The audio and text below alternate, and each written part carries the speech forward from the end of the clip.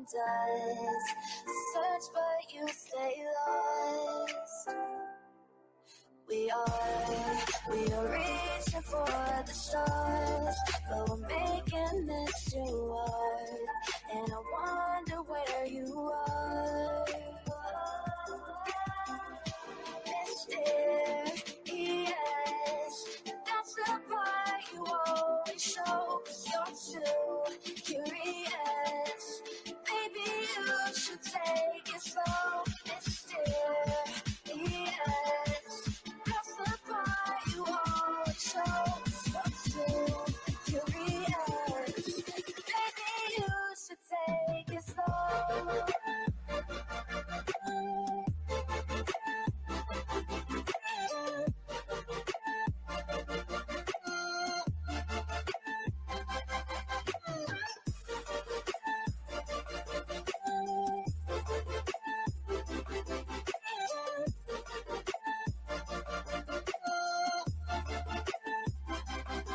We're dreaming in the dark. We are nothing more than dust. You search but you stay lost. We are reaching for the stars. We're making this too hard. And I wonder where you are. Mysterious, that's the part you always show, 'cause you're too curious. Maybe you should take it slow. Mysterious, that's the part you always show, 'cause you're too curious. Maybe you should take it slow.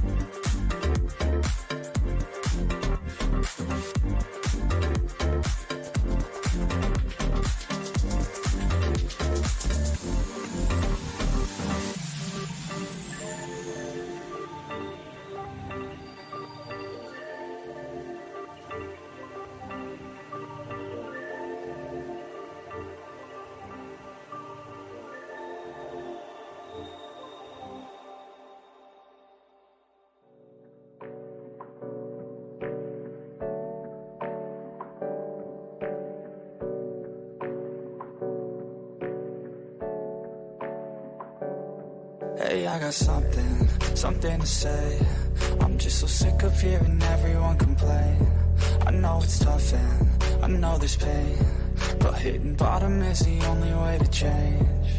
So I'll keep hustling, you keep struggling. Bitch, I'm humbling, keep mumbling. I'll keep doubling, you keep bluffing. You've got nothing, I'll keep hustling.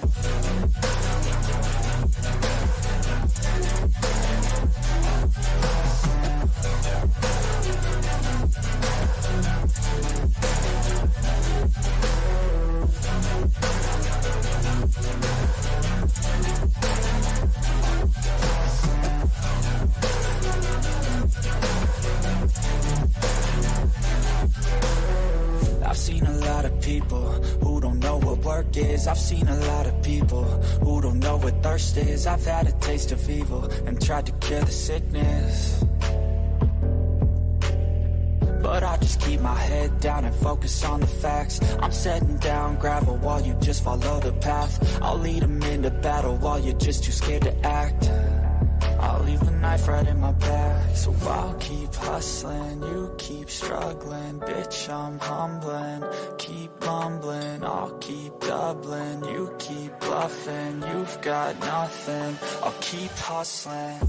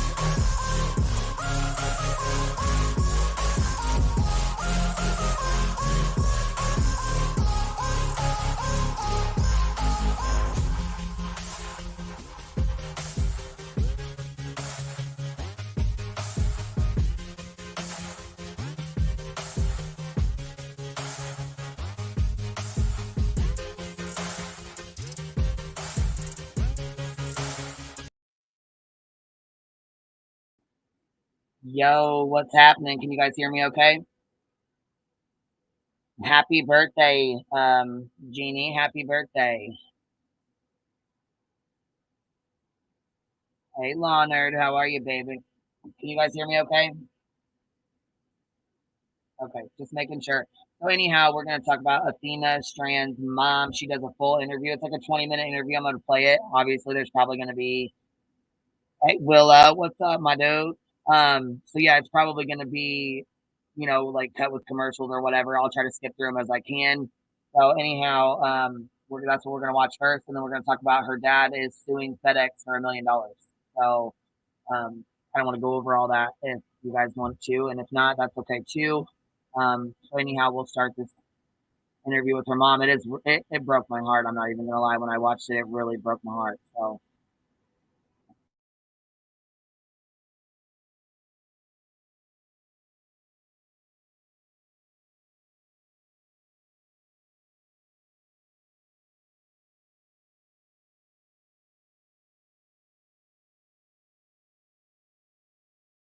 and talking with us about this subject. I know it's a tough one. My first question, and I kind of mentioned it before we sat down, is really to just get an update on you. It's been 2 weeks today since the Amber Alert was issued. There's been a lot that's happened. What's this last 2 weeks been like for you and for your family? It's been rough. Mostly it's been rough for my daughter, my 3-year-old. She doesn't understand why she can't call Sissy or why Sissy hasn't came home yet, because this is a very long time for her to go without seeing her sister. We're coping. We're trying to function. It's been long. It's been hard, but it feels very chaotic at the same time. A lot of moving parts. I think the public has been so gravitated toward what has happened to you and your family, because it was said at the vigil, and I think it was said very well by one of the pastors, that this could have been anyone's kid out there. This could have been anyone's child. This could have been anyone's pain. And I think a lot of people have tried to stand in your shoes to understand how you feel, but we can't understand that. Is there any way you can tell us what it's like to stand in Maitland Gandy's shoes today?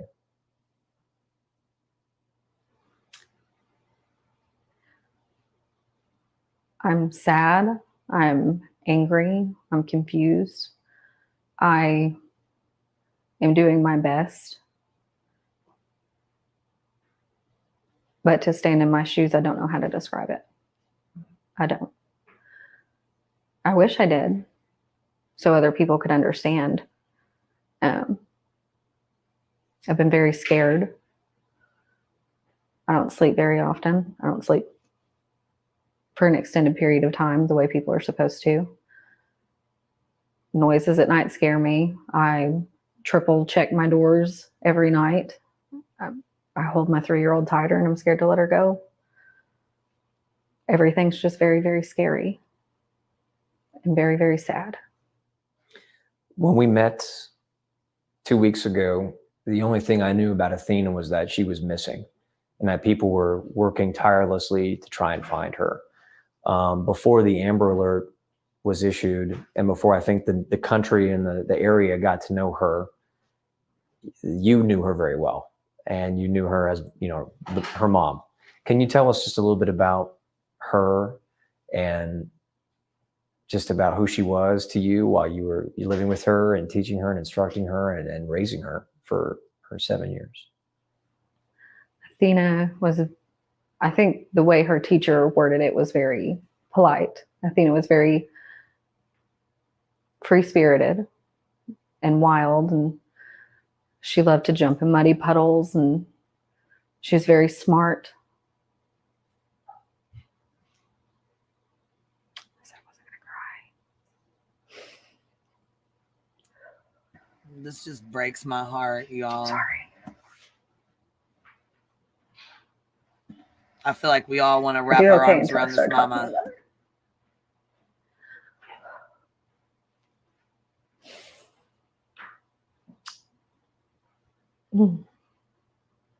Athena was a lot of things. I'm sorry. Just 2 seconds. That's the thing, it's not okay.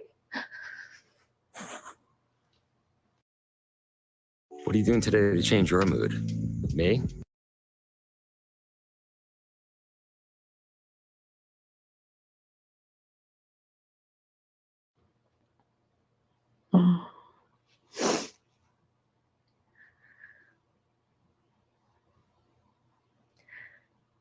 Athena was very free-spirited and loving and kind.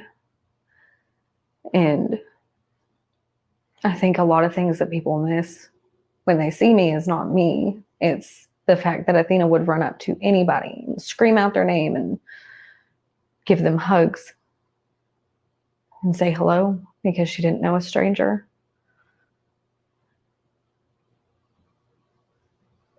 Raising her was the best 7 years of my life.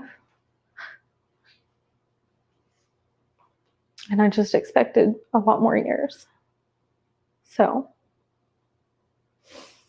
I don't know how to describe raising her, because it was just, raising my girls has always been everything to me. And I was robbed of that. When we spoke for the very first time, you said none of this added up. You said this didn't make sense. There's no way she would have just disappeared, wandered off. Your instinct was correct. What was it like for law enforcement, for you as a mom, knowing that nothing was adding up? You know, the minute that they told you what had happened or that she had been found. Can you walk us through that moment, or do you feel comfortable walking us through that moment? When we found out originally that Athena was no longer with us, Sheriff Aiken was there, and we had been escorted to a room, myself, Athena's father and stepmother, and then my dad, Jacob's father, and Jacob's mother, because I asked for our parents to be there. And one of the FBI trauma agents, she had escorted us into that room, and I knew from the moment that Sheriff Aiken walked in that he was going to tell me everything that I had felt had happened.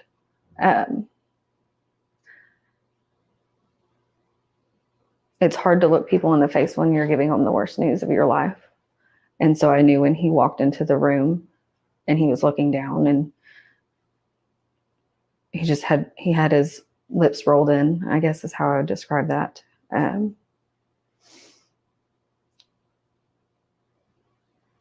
I don't remember what he said. I remember feeling broken and empty. And I couldn't breathe. I literally stopped breathing. And it took my dad and the FBI trauma agent to make me start breathing again. I don't know how to describe that feeling. I don't. And I think a lot of people in those experiences try to block it out. And I just remember the feeling of not being able to breathe and crying. Here's one thing you need to do before you start your holiday shopping. Don't spend another dime on Amazon until you watch this first. What?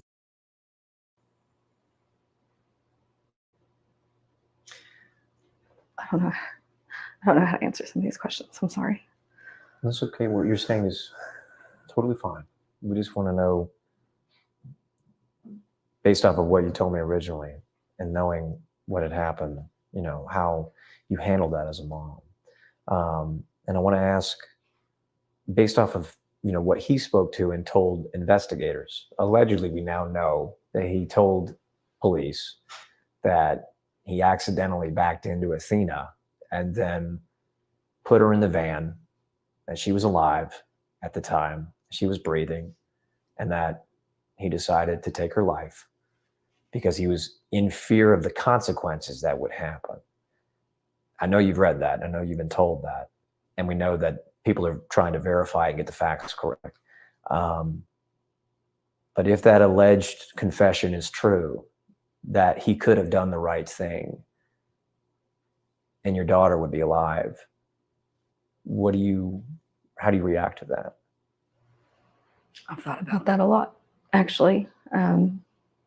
Jacob and I are very forgiving people. If that were the case and Athena was not injured, or even if, you know, she had a few bumps and scrapes, he could have just driven away. We wouldn't have went after him legally. We wouldn't have done anything. We would have forgave him because accidents do happen. But he chose to do more. And what he did is unforgivable.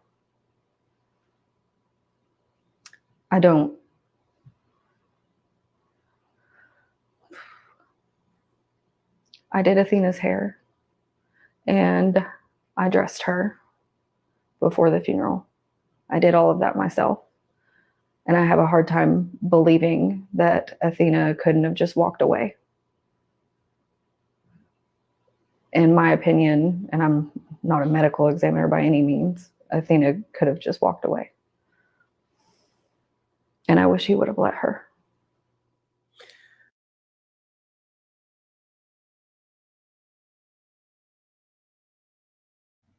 Oh, you guys.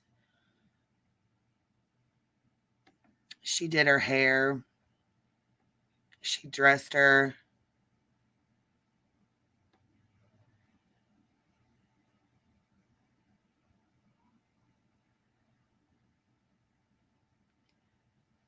You guys know I have little girls.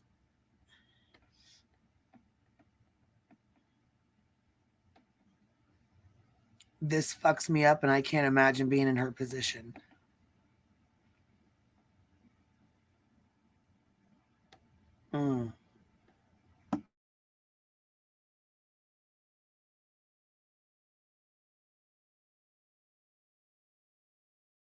If you could say anything or even ask anything to the suspect, is there anything you'd like to ask or say to him? I don't think he would ever give me the answers that I want or that I think I need to hear. If I could sit down in front of him,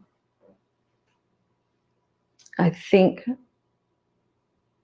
what I would like to tell him is that he is nothing, but Athena is absolutely everything. And I will make sure that everybody in this world knows that he is nothing and she is everything. Death penalty. Law enforcement, prosecutors say that they want to seek it and go after it in this case. It's not at the DA's office just yet. But hearing that news, how do you as a mom in this situation or react to the punishment that they're seeking? I support the death penalty. In any sentencing that may come, as long as it's to the fullest extent that we can get it to.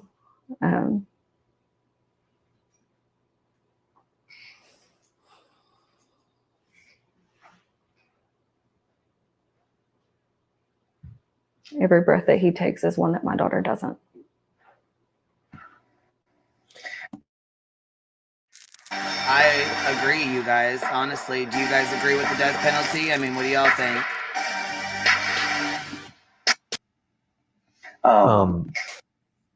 Do y'all agree with the death penalty in cases like this? I do. But I mean, is there anybody here that doesn't?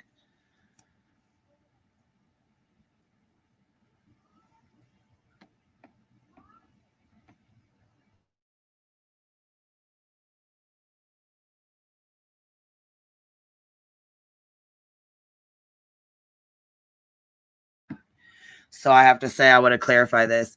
I know that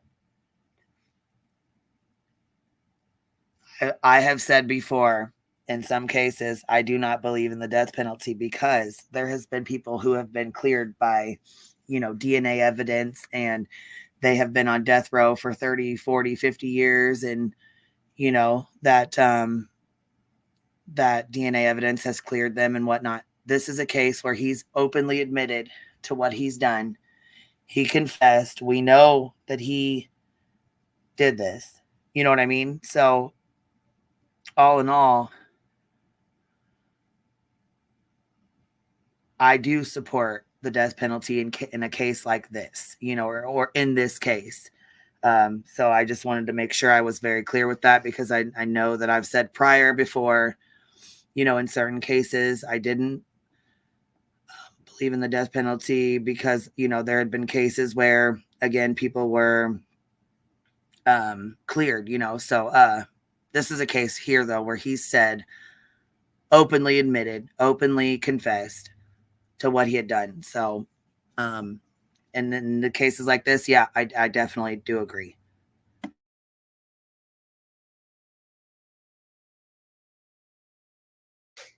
The funeral was really beautiful.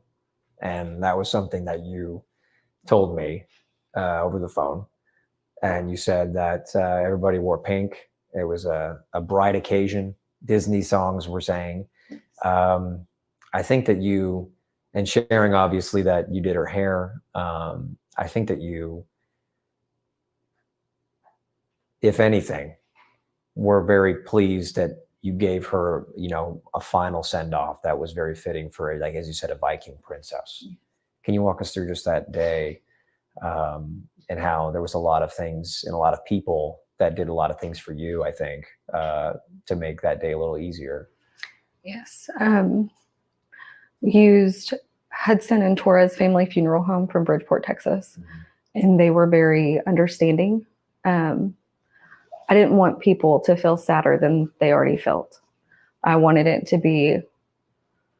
people to see Athena for Athena. I wanted them to know what Athena loved. So Athena's father and I and her stepmother picked out Disney songs, happy Disney songs that she would love, I have recordings of her just screaming. She wasn't the best singer in the world, but she definitely tried. And Jay Hudson did a lot for us. He was a very, very kind man. The church was pink as could be. There was pink flowers. There was more stuffed animals. And there was Athena. And she looked beautiful.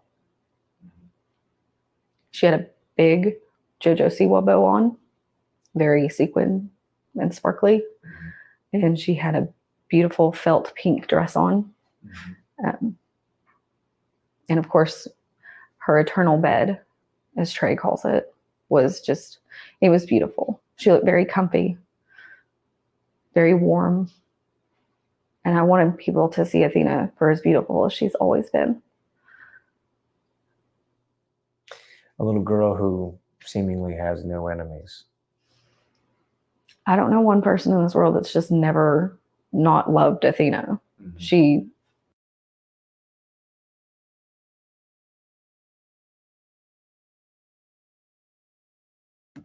You guys.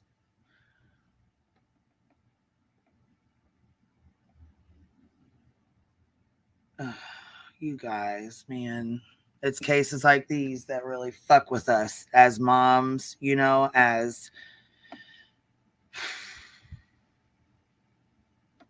how strong did she, you know, is she to have to even describe this? Like, I feel like I just in my mind pictured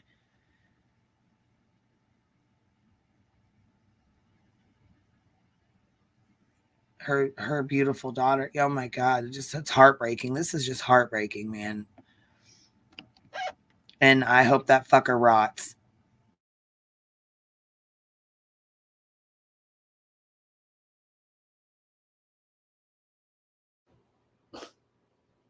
It's hard to not love a child in general, but it was extremely hard not to love Athena. You told me over the phone that the hardest part about that day was seeing her face for the last time. I didn't realize how hard that would be. I guess I didn't think about it. I mean, I knew ultimately that that would be the last time, but the actual reality of it, when it set in, it was rough. So I was the one who saw her face last, and I closed her casket before her daddy and her uncles and her grandfathers carried her out. And I held her hand and I kissed her. And I told her how sorry I was and how much I love her.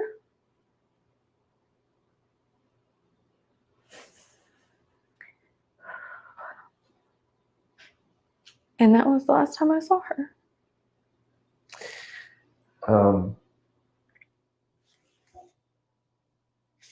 The community has been incredibly helpful to you and your family. And a lot of people have came to know the name Athena Strand. You know, how can you kind of tell people about that love, you know, that you've kind of witnessed over the last 2 weeks? Because it's not just been people locally, it's been people. Think of the person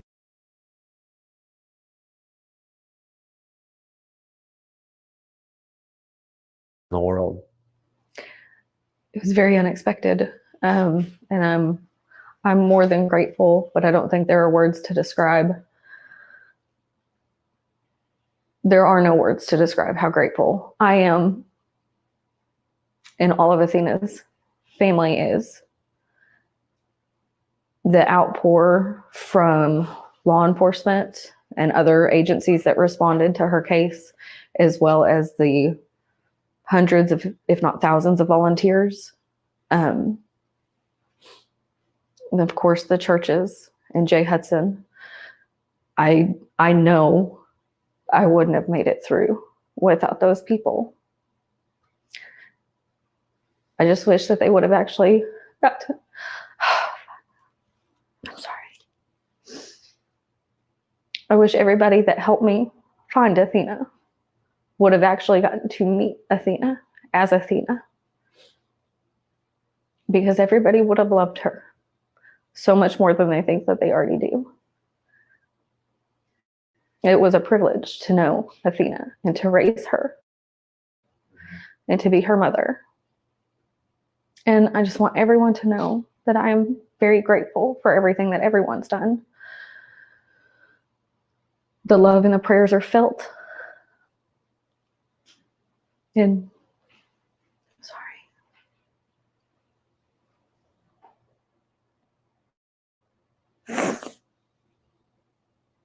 I keep thinking of her face.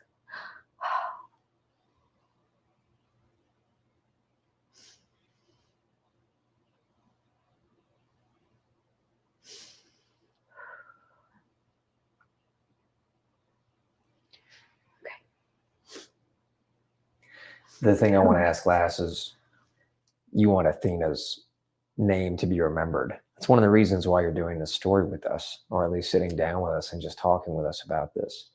And we appreciate that. But even before sitting down, I remember the day after the conference, you know, where they talked to us about what had happened. You were on Facebook because people wanted to know about your daughter. People were eager to learn about your daughter, and you were not afraid to type away just a few little things that people could understand about her. I think that's a very admirable thing to do as a parent who's just been through a catastrophic moment, to not let people lose focus on the fact of who this person was that we lost.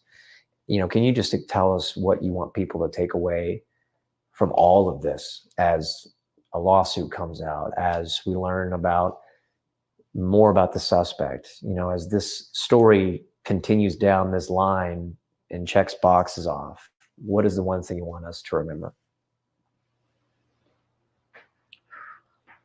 That Athena was a real little girl. She was very, very loved.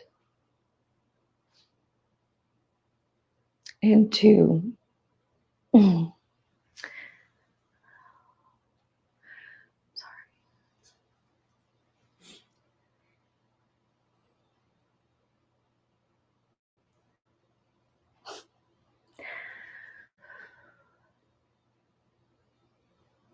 I want people to know not to take the time with their children for granted.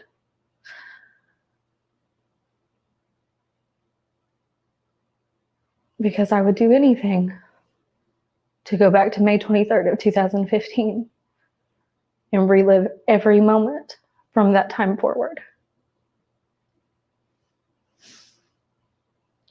That's what I want people to know. I want people to know her. She's not just a name and she's not just a face. She was a real little girl and she was taken from me. And we need to do better to protect our children and expect better of other people.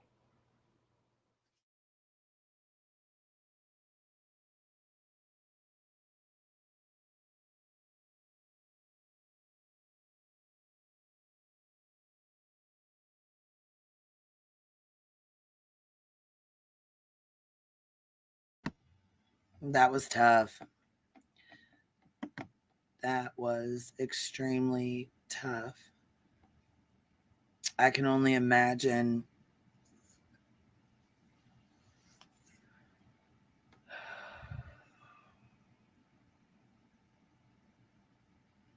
how hard it is to explain to her sisters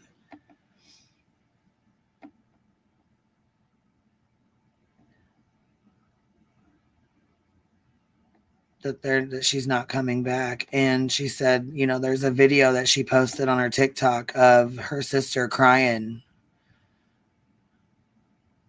And she said, I want Sissy. I just want Sissy. I just want Sissy. It's heartbreaking. It is heartbreaking. I don't know if you guys have TikToks or you watch TikToks or whatever. It's awful.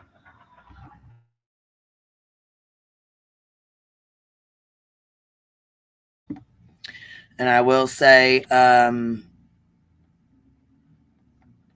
me see. Here's this. So Athena Strand's father sues FedEx, Dallas contractor and delivery driver. The lawsuit alleges FedEx failed to prevent dangerous people from working delivery routes. Attendees offer their respect to a makeshift memorial for late Athena Strand after a memorial service at First Baptist Church of Cottondale in Paradise on December 6th. So let's see here. We'll pull up the news article that's on here. Now, see, we were talking about the lawsuit before. I posted the link. I just didn't pin it, but I will. Let's see here.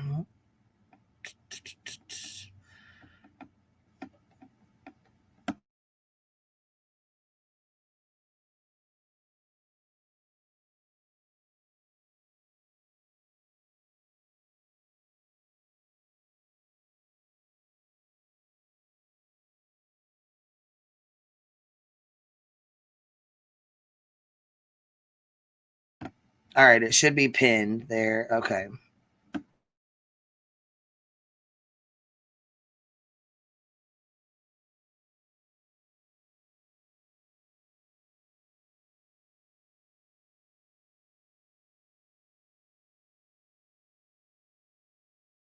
So here's let's see, here's one on Court TV that just popped up.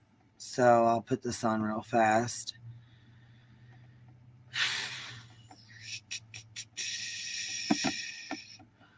Let's see here. Is suing FedEx and one of its subcontractors. Tanner Horner, the man suspected of kidnapping and killing Strand, delivered packages for FedEx Ground, but was not actually an employee of FedEx. Horner worked for a subcontractor named Big Topspin. Horner was arrested earlier this month on capital murder and aggravated kidnapping charges after he told police that he accidentally hit Athena with his delivery van while dropping a package off at her dad's home on November 30th. The lawsuit, filed by Strand's father, Jacob Strand, accuses FedEx and Big Topspin of gross negligence. The suit also accuses Horner of assault. Now, the suit asks for more than $1 million in damages.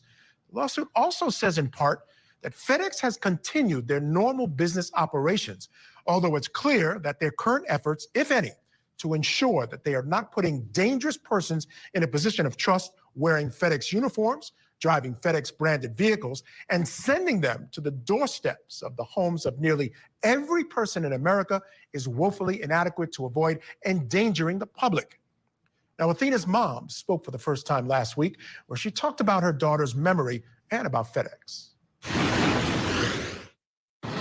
And I'm the mommy of Athena Presley Monroe Strand. On November 30th, a FedEx delivery man drove onto Athena's father's property to deliver a package of what was supposed to be a Christmas present for our daughter. This is the package, and it's the first time I'm seeing it. The package is containing You Can Be Anything Barbies. Athena was robbed of the opportunity to grow up to be anything she wanted to be. And this present, ordered out of innocence and love, is one she will never receive. Athena's favorite holiday was Christmas, as it is for many children everywhere. The joy Athena gave her family and the joy she felt on Christmas is something we will never feel with her again. That delivery driver admitting to kidnapping and killing my innocent free-spirited 7-year-old daughter on Friday, December 2nd.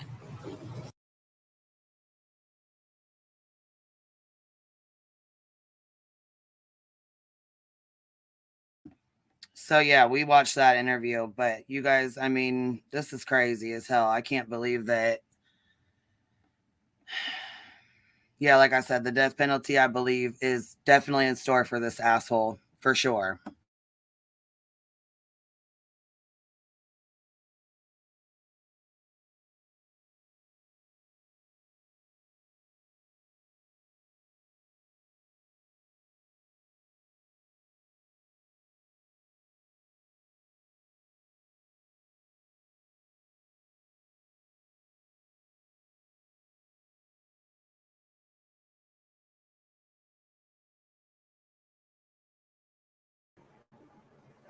What's up, chick? Where did you find that at? What that was that like a local interview done with Maitland? Yeah. Wow. That was it was actually emailed to me. Yeah. And I wasn't even, well, like I said, I was kind of busy today, so I didn't really have anything planned other than till tonight, but like a live later tonight or whatever. But we were we'll pull up a different one here. There's another one. Well, the one that it was WFAA off the news. Okay. The other one was Court TV, which they're talking more about the lawsuit, which I do believe that they. I mean, I don't know how they're gonna. He didn't have like a criminal history, so there isn't a way to. No, but they can get him for loss of life or Yeah, for sure. What I mean, like, you know, they didn't. I don't Right. know how they're gonna go through with that because he didn't have a red dot. He wasn't a registered, offender. Right, He wasn't, you know what I mean? Even though he should have given off been. any indicators or anything yet. Yeah, he definitely should have been, for sure, but he wasn't. So I just don't know how that's gonna, play out really. That interview was I was late getting up this morning because I couldn't sleep last night and the wind was really bad. So then to wake up to that one was a bit rough. That mama is so fucking strong. Yeah, when she was talking about doing her hair and dressing her and stuff. Oh my God, that was heartbreaking, wasn't it? Yes, ma'am. And then for her to realize that she wasn't prepared to see her face for the last time. I think that's what a lot of parents that lose children aren't prepared for. Hey, B Tim. What's up? What's happening, babe? Nothing much. $1 million is actually sued for $1 million. It's not, honestly, they'll probably just like settle it. They're not going to want this to go to trial. For $1 million, they'll probably just be like, it's probably a matter of insurance. They were gonna just give it to them or whatever. Yeah, they'll probably do a deposition. They'll probably just like go through like but the insurance companies will probably want the deposition, everything. But just to see what no amount of money is gonna make it okay. No amount of money can replace. No, but you don't want this case to go to trial because you get a sympathetic jury. $1 million is actually kind of cheap if you think about it, just to get the story, get it out, out of the way. If you think about it, if you think $1 million is a very low dollar amount, I would say, yes. Yeah, so for a company like the bad press alone for like fighting this lawsuit they would cost them way more. They would just rather just like probably throw it. I mean, I'm sure the attorney will probably just say that, And I know that FedEx has talked themselves about how it's really difficult to deliver packages in that area right now. I can imagine nobody wants anything coming there from FedEx. Yeah. Yeah. So I don't know. I mean, like $1 million seems very easy to, They were doing videos on TikTok. One of them dressed up as the Grinch, delivering packages, which is funny too. Like, don't get me wrong. I think it's funny and it's cute or whatever, but. Oh yeah. I watched a short on YouTube where a dad brought in the Grinch, a blow up Grinch, and the kids freaked. And then the other one was they opened the front door and there was a knock at the door and the dad opened the door and the Grinch come in and started stealing presents. I thought, son Oh of a my bitch. God, that's funny. This one was just it was just a FedEx or UPS, USPS truck, maybe I think, or something along the lines. Anyway, he jumps out with the package and he, like, runs up to the door, you know, but he doesn't like he runs like the Grinch does, you know, like he just Yeah. Kind of hobbled over and scurrying. Does and then he anyone? grabbed up the package or whatever and ran back to the truck. It was, I mean, you know, it's just Yeah, I'm just trying to look for the summons and complaint. Actually, well, and Heels, I know you were asking about the autopsy. I don't know if they're gonna. I mean, with her being a minor like that, I don't know if it will be released. I don't know. Do you guys think it will be or no, it's not gonna be released. I don't, because she's a minor. I just don't see it being released.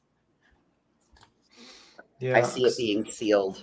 Yeah, I mean, mom might release it, but I don't see her releasing it. I don't see the state releasing it. Yeah, but yeah, most likely. I mean, I couldn't imagine them going to trial for this. It'd be so stupid of FedEx. Like, I'm sure every attorney would just tell them, like, just do the depositions, depositions, because what's going to be one of the questions they'll probably be asking the parents is, like, the mother's going to be asked, like, how much did you love her? You know, what was your favorite memory of Athena Strand? And go into the emotional aspects of it. Yeah, they do that. Yeah, and then they basically, yeah. So imagine you have to do that in front of a jury instead of it's hard. A bunch of lawyers. I've had to do it. I've had to do it in front of a judge and jury. When my sister died, and there was the loss of life indemnity rider on the car insurance. Yeah. So I mean, I'm trying to look for actually a summons and complaint. I'm trying to read, and they'll probably do the answer to it. And they'll probably refute it, and then probably like the insurance company. But yeah, maybe like FedEx will probably do, like, try to get the contractor to be taking the brunt of the fee than FedEx probably. But well, that's my generally thought. the contractor is just a pass through of FedEx. They're a subsidiary or a continuation of FedEx. So yeah, they're both named in the complaint, the contractor and the FedEx. So they're both going to be sued, but probably like they'll get together an agreement with each other and be like, okay, do you want to like pay 30%? We pay 30%. You pay 70% of the settlement, right? Or they'll just, or maybe they'll just do a countersuit on the contractor and say, well, you fucked up and we want our money. Well, and Willow makes a great point with that. It could have been not really FedEx's fault. If this guy has no marks and a clean record and you sue them and win, understand now that anytime, anywhere someone does something bad, we could sue Walmart, McDonald's, Burger King, et cetera, et cetera, et cetera. Yeah, that's why I think most likely it's just they're probably going to try to settle this case, or it's just they're going to do it for publicity. But I don't think lawyers don't pay their staff with publicity, so it's a pretty easy settleable case. Like settle, I'll probably take like 3-4 years for it to actually settle. From today, I'll probably take just a guess, because these things don't. These civil cases take a while to go through.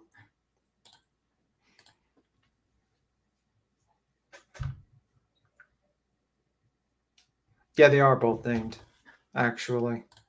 The lawsuit says Jacob Strand as personal representative of Athena Strand, deceased. Which I'm surprised the mother didn't bring a suit too, or she was named. Maybe she'll bring her own suit. And versus Tanner Harner, Big Tops Spin Inc. and FedEx Ground Package System Inc. So yeah, the contractor and FedEx is being sued. Yep. In the 271st Judicial District, Wise County, Texas. The only thing I see with it is actually just the first page, which is the plaintiff's original petition, jury demands and requests for disclosure and stuff like that. So, yeah. And Pecan, I understand, but if he had a clean record, you can't forecast somebody doing this. Well, we don't know if I think that's what's going to happen. They're going to get the information. They're probably going to subpoena records of this employment records. They're probably going to go through his entire work history with FedEx and the contractor, and they're going to see if he's been wrote up for anything. And they're going to go through his employment history with a fine-tooth comb. So right now it's the information gathering process. That's basically what's going to happen. they're probably going to, subpoena the contractor and FedEx, and they're going to be like, okay, we want all the information on this, this, and this. We want all your past history to see if there's because they're also going to dig into other cases where FedEx kind of fucked up with their contractors, and they're going to see if there's a history of some sort of negligence by FedEx by other situations, which I'm sure their defense attorneys are probably going to fucking fight, but it is what it is. Right. But, probably the depositions alone are going to probably take a year to, the subpoena and depositions are going to take a year. The father's going to testify. The mother's going to testify. Probably a representative of the contractor is going to testify. The FedEx is going to testify. So maybe two or three, two representatives of FedEx is probably going to testify. And that's going to be the situation. And probably, maybe even the police officer will testify to read some sort of notes, officer notes. Who knows? Probably not, but you never know. And maybe siblings of Athena might testify, if they're old enough and their emotional impact for them. But so far, it's just the father suing. The mother's not included in the suit, so she might bring her own personal lawsuit as well. So there might be two. Or it might be because the father had the custody of her at the time. No, it doesn't matter. The mother can still sue. Still her daughter, So, and cases like this, it's just really about. Okay, so the reason, Jacob, it goes back to the personal rep. The personal rep of the estate is the one that actually gets to bring the lawsuit because they have been appointed personal rep for Athena Strand. Okay. So in my case, my grandmother knew that my sister was using and her girlfriend were using substances, but she still provided them a car. And so in that, I had originally been named personal rep, but then stepped down to put my grandmother in that position because that my family could have gone to suit her vicariously for the loss of life because she willingly kept giving keys to an addict. Willow, you want your camera on or you want it off? I'm gonna bring you up. Yeah, either way goes. What's happening, baby? Hey, Willow. What's happening, sweetheart? How are you? Maybe too loud for me to be up in here anyway. I'm down driving down the road in somebody else's vehicle. Wow. Dude, sounds like you're in your house without the pig stepping, so. Yeah, so. Oh, shit. Hold on. Oh, what was the hell is that? You got a new animal or something? That sounded like that was a heater. That was a heater vent. I thought he got like a woodpecker or something now he's got in his house. Oh, no, he said he was I got this little inverter hooked up, and okay. I was dicking with some shit in this truck, and every time I mess with this inverter, it does this weird ticking thing. I didn't think I was. Yep, see, there you go.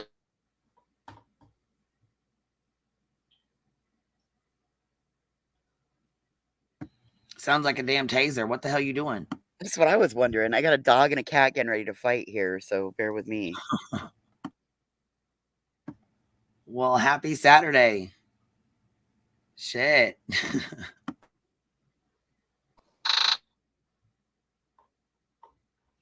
Yeah, it's good. Happy Saturday, guys. Yeah, I'm just wondering what they're going to bring in the lawsuit. Because obviously, liability, what the liability will be is going to be interesting what they're going to see. But I'm probably going to do a background check. And if they find anything, then pretty much game over. And they'll just, get their settlement or go to suit. But most likely not. I think FedEx would be crazy if they took this to a lawsuit. They'd be absolutely nuts. They should just pay the money and just be glad and just walk away. Well, that's what I was going to say. Honestly, I really honestly think they'll just pay the money and. Yeah. Oh, yeah. I don't think it'll get into court or anything like that. I mean, what else could they have really done? I mean, they did follow the procedures and stuff as far as we know. Maybe they didn't. Maybe it'll come out that they didn't. I don't know though. If he didn't have any red flags and he didn't have any charges before, it's hard to know. I mean, somebody can say he did something all day long, but it's not what you know, it's what you can prove. Correct. Yeah. I mean, they're claiming that the contractor should have done a background check. So I'm wondering if there's information that they know about this guy's background. Okay, so if they're with the internet sleuths the way they are, do you honestly believe people check his background already with? I was gonna say, don't you think with the internet sleuths the way they are? I mean, dude, everybody knows his background by now. Yeah, but they might check like if he's been written up by FedEx or something like that, or employment history or something like that. I don't know. Well, see, that's my thing. That's the point I was making. I think it was being lost in translation in the chat a little bit, dude. Yeah. My guy owns his routes. That's the way all FedEx works. They're all contractors. No, FedEx doesn't really own shit. That it's on the name. Yeah. But like, dude, we suspended drivers for like reckless driving tickets, like literally, because you can't hide it's a driving job. So if you get like 25 miles an hour with the speed limit, they park you for like 60 days. You can't work. Like, you don't make no money. You can have your job back in 60 days, but that's my thing. You know, if you can show that this dude had some shitty past and this contractor just neglected it, then by all means, sue the shit out of him. Yeah, but I mean, if this like guy was a straight edge, had no criminal record, had no nothing, and you sue this dude and this works, God help us. That means every son of a bitch who ever gets drunk and beats your ass at a bar, sue a Walmart. Every dude who ever gets pissed off because you stole his ex-old lady, pisses in your French fries, sue McDonald's. This would become holy shit slippery slope. If this guy has nothing on his record, I don't know, man. I'm not a fan of that. I mean, like the guy is claiming in his story, and this is his, I don't believe his fucking story, but he claims that he hit Athena and then he was worried about the father finding out. And then maybe like and then people said he had a bunch of driving infractions. So maybe that's the angle they're going with. Who knows? Maybe they're saying, well, this guy was had a bad driving history and stuff like that. There you go. That would be cool. That's what I was saying in the chat too, was if you want to sue him for hitting the girl, like if you want to just the hitting the girl with, he owned that part. He said, I ran her over with my truck. So if that's the case, and let's say none of the rest of the shit had happened, like I'm just walking down the road and a FedEx driver hits me. Oh yeah, suing your ass. Even if you don't have a bad driving record. I got hit, you get hit by a cop car, I'm gonna own part of this county. Like, I get that part. If they want to, do that, I think there's a total case for that. Even if the guy had a clean record, you hit somebody with a FedEx truck, you can't do that. Well, That's going to get you lost. I agree. I think he's lying about that. Yeah, I think he's lying about that too. But that was just an example of maybe that route they're going. But most likely, it's just.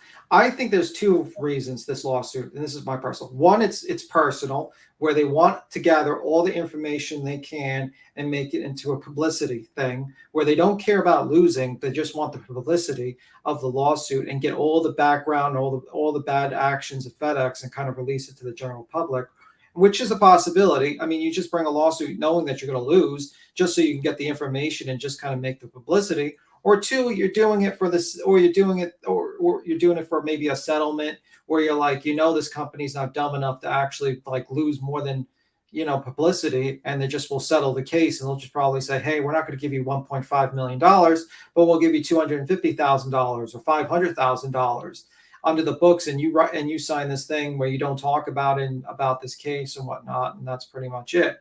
I mean, it could be I that. think that'll happen. I think that's reasonable. I think that's probably how it's going to get. If we're talking like $1 million, yes, the contract, insurance, and the company's insurance itself will probably come together and pay it. But the reason why this is such a scary issue, because, I mean, you won't be able to get an Uber. If this becomes the norm, nobody will work for Uber. Nobody will work for DoorDash anymore. Wow, I didn't think about that, Willow. You already, I mean, because those people aren't held to any kind of, but dude, FedEx, UPS, DHL, all of them, FL Carrier or whatever the hell it is, all of them sons of bitches, man, are pretty extensive, at least on the driving record aspect. I don't know about the whole background check. I'm gonna be real with you. Half the people I know that work for FedEx, thugs, and thugs. Yeah. But they're got a clean record for the most part.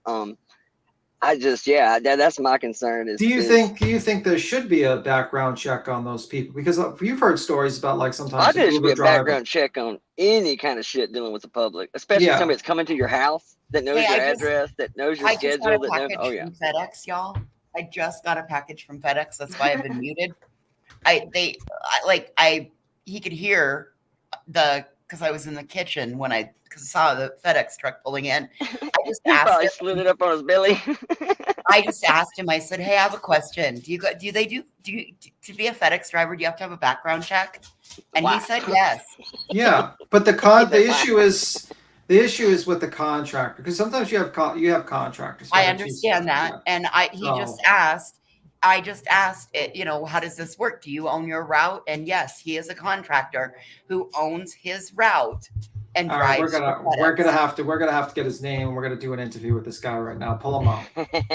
I believe you. I'm just messing with you. See, Timmy's already out the end of the driveway. Like I can see the end of the driveway from here, and he's already out it. I guess I could have done it next time. You could have done an interview, an exclusive interview with the FedEx contractor. That's how most of them do it. Most of them just buy a route. Like it's a driver that generally works for the company. Yeah, buys a route. She's proving it. Wait a minute. Is that says knives? A bunch of. I'm joking. That was a joke. It says Prime. Sorry. But actually, almost every driver I know has kind of started that way. They worked for the company. They worked for another contractor at some point, and then eventually a route came open. They bought it because the routes tend to range anywhere from 100,000 to I've seen them damn near $1 million, depending on where it is. Most around 100, 200,000.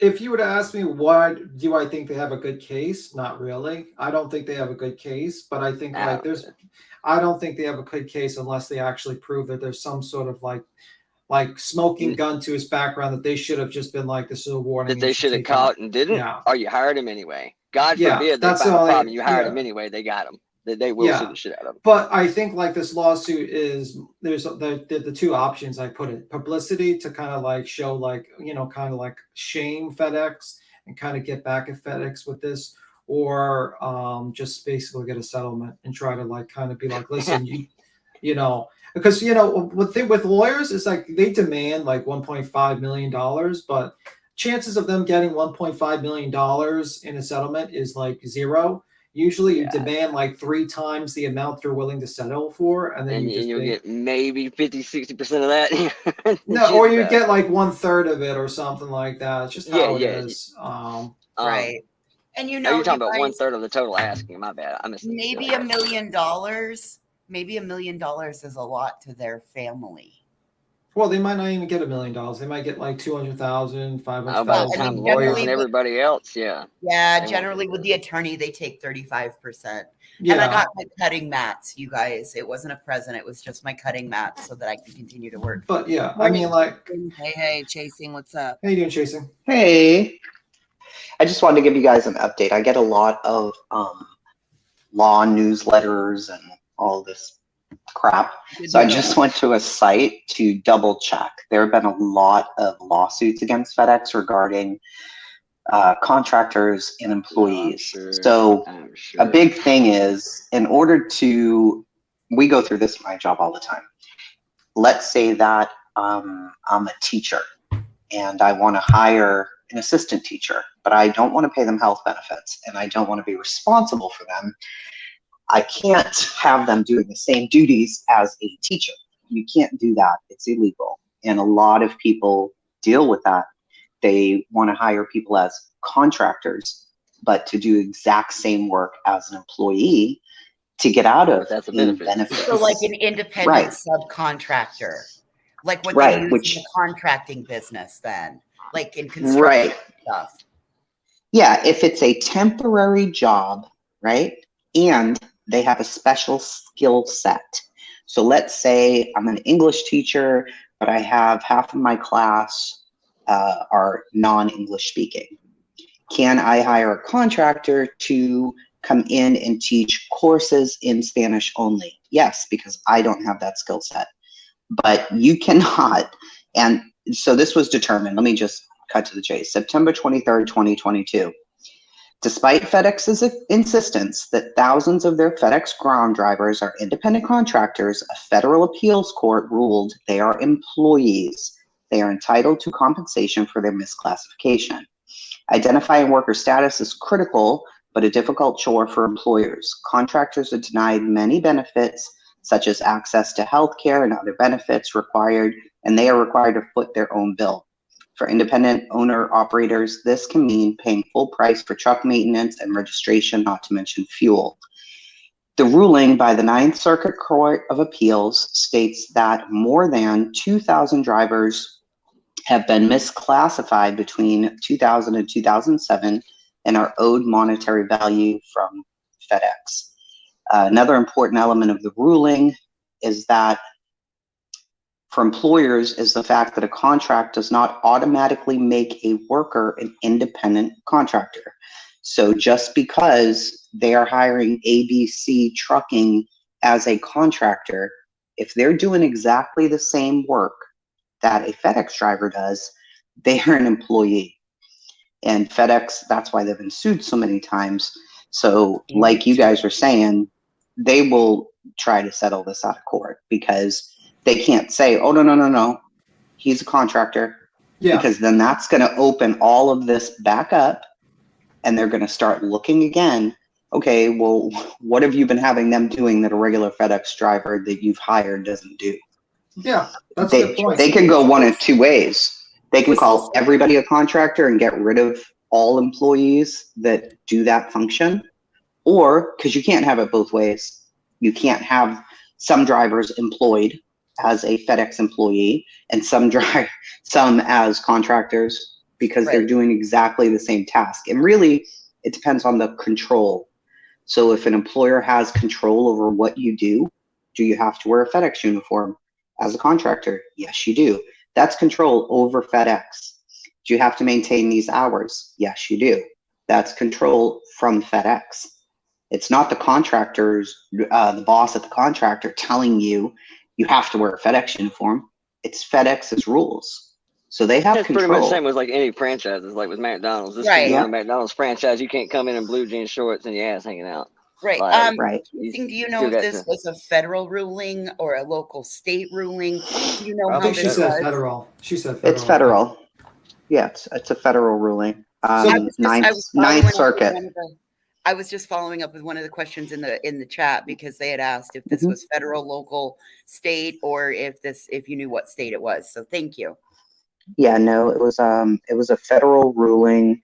They've had several things like this, but this was September 23rd, 2022, and it was ruling by the Ninth Circuit Court of Appeals, Alexander v. FedEx Ground. Yeah, and I'm actually I pulled up the it says it's like I think it's about a 12-page complaint. It's like a petition. Again, So, Chasing, thank you for coming with the details and the facts. Thank you again. Sure. Yeah, I just wanted to look it up myself too, just because, I get that FedEx very likely didn't interview this guy. The contractor probably did. They didn't check his background. The contractor may have. We don't know what their policies are.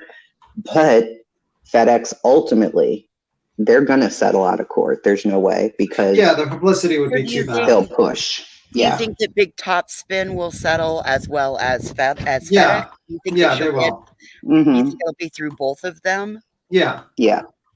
Most likely. That's why you carry liability. You carry liability insurance. FedEx can all also of take that. your route.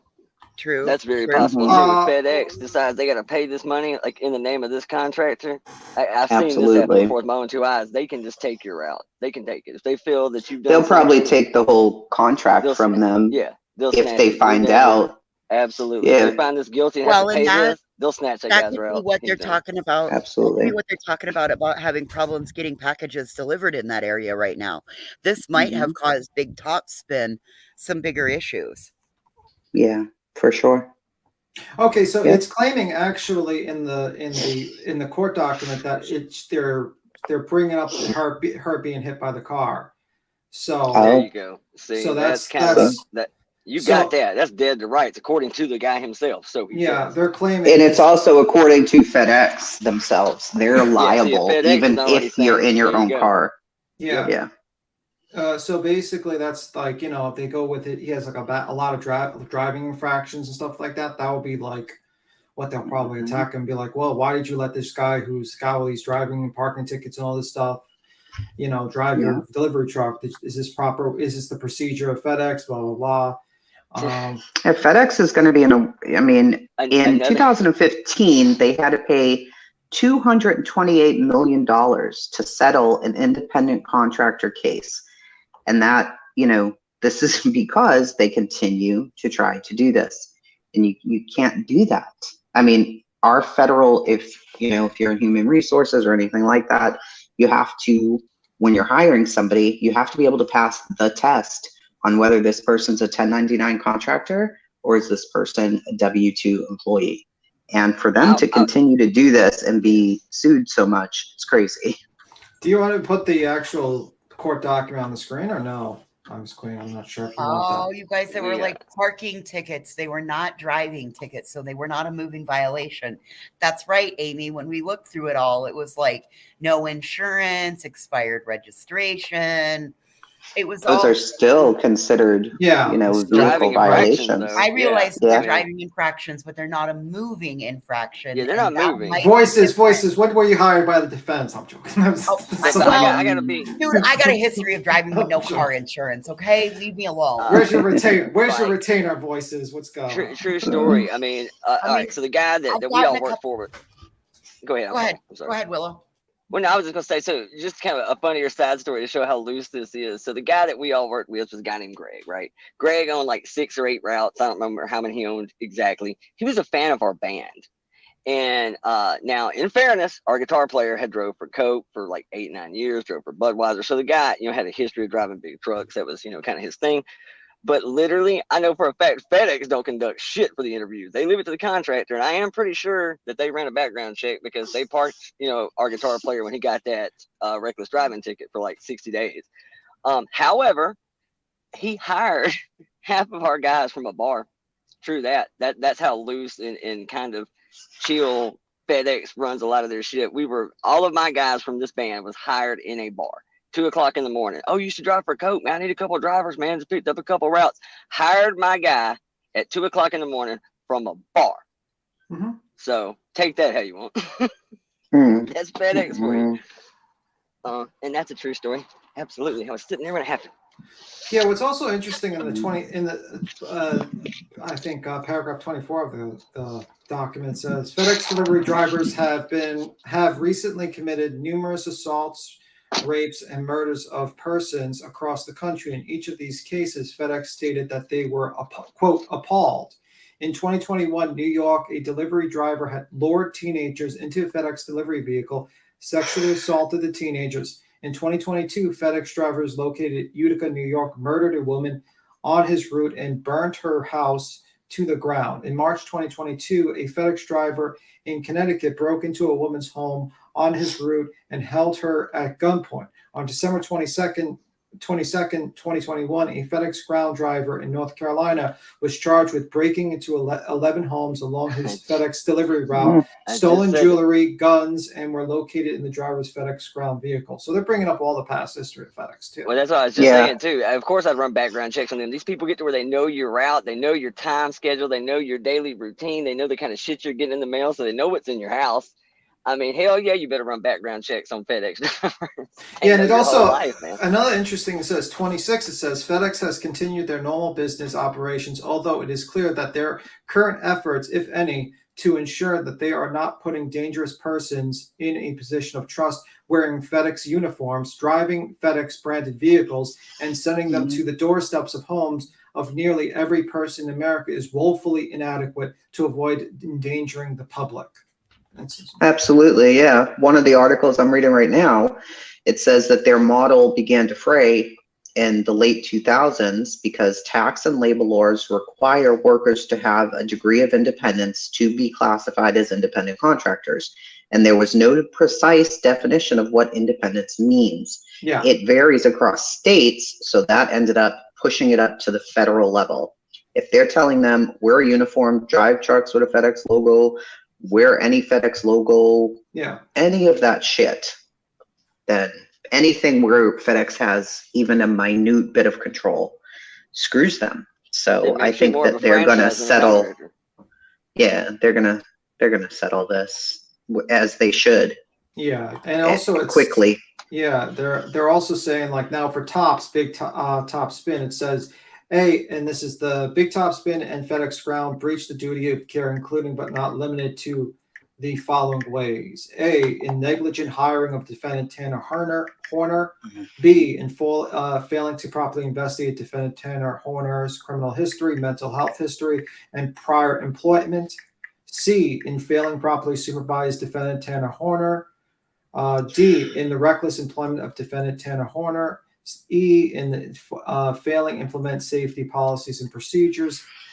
F, in failing to enforce safety policies and procedures, which is pretty interesting. What is the policies and procedures when it comes to the employment of contracts? So it's definitely going to get into that. G, in failing to promulgate reasonable safety rules for its employees. H, in failing to implement an effective safety policy for FedEx ground delivery drivers. I, in failing to enforce safety standards. J, in failing to supervise and direct safety personnel and managers. And in failing to monitor company compliance with safety policies and procedures. Each of so they're basically going to go through the whole safe, like, was this guy supervised? They're screwed. Yeah, they're going through everything for this one. Yep, I agree. Because I have a feeling there's some sort of smoking gun we don't know about that they found, and that's because lawyers don't take cases like this without knowing that they have a possibility of getting some paid, because every case getting paid or get some press. You want something. They want something out of it. So I'm wondering. Oh, they'll definitely win this. There's no doubt. I mean, in retrospect, I will say that my FedEx guy wasn't that bad then, because after like 6 months, I'll never forget this, man. Dan comes on one day, it's like, why are you being such a cheap ass? Bro, I got insurance now, dog. My paycheck just took a nasty hit, because they did. He got like $10.99 for like the first 6, I don't know, maybe 12 months that he worked there. And our guy did actually offer insurance. After you've been there so long, you became, an actual employee under his contract, and you got insurance, and they also started taxing your check too. So maybe that's why ours was kind of slummy, but they were organized, I guess. Messed up. So messed up. Yeah, and I'm gonna put the actual document in Discord and everything. Just come on. Yeah, they were just asking. I think they were asking for it. So yeah, no problem. Just give me a second. I'm gonna put it in. Just navigating Discord is a little annoying, but just figuring out where I'll just put it in. But in fairness, I bet it's not just FedEx. I bet you UPS works about the same way. I was just gonna say, I bet. Nope. UPS does not. Doesn't do contracts. I didn't know if they try not to. They stay away. Because of all of these crazy issues.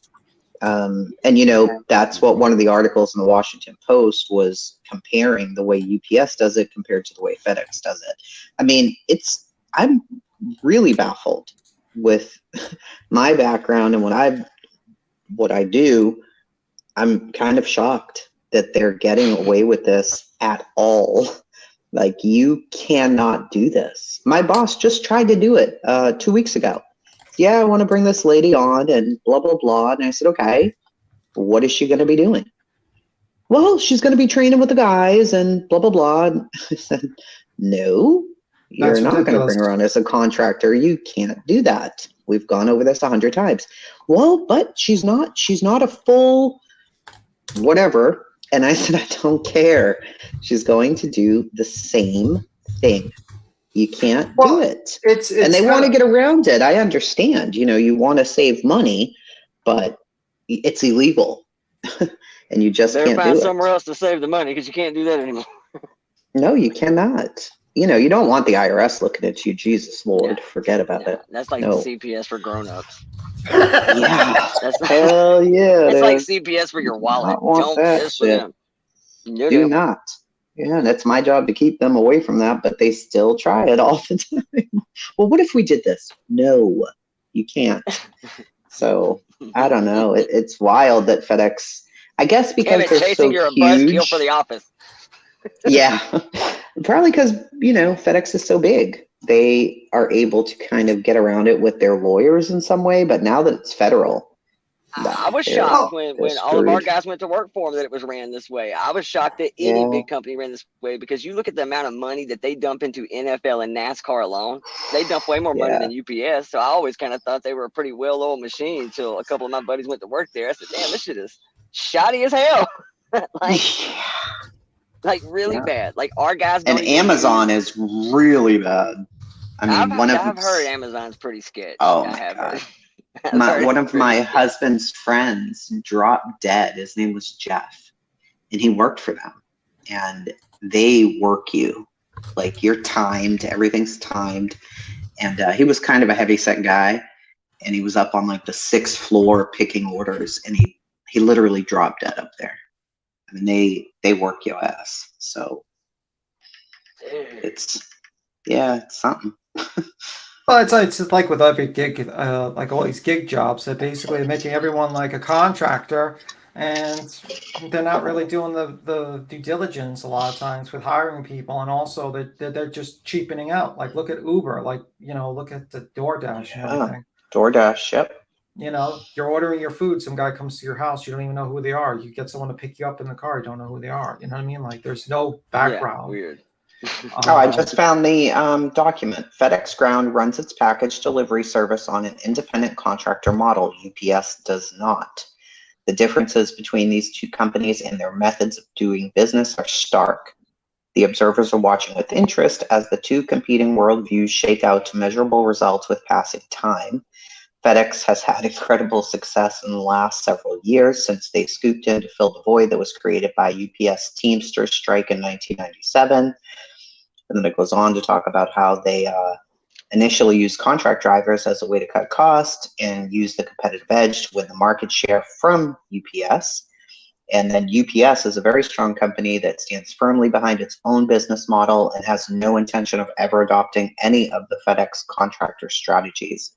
They believe their way of doing business will win out in the long run because of a more valuable package offering to their employees, which results in more loyalty and motivation and usually better customer service.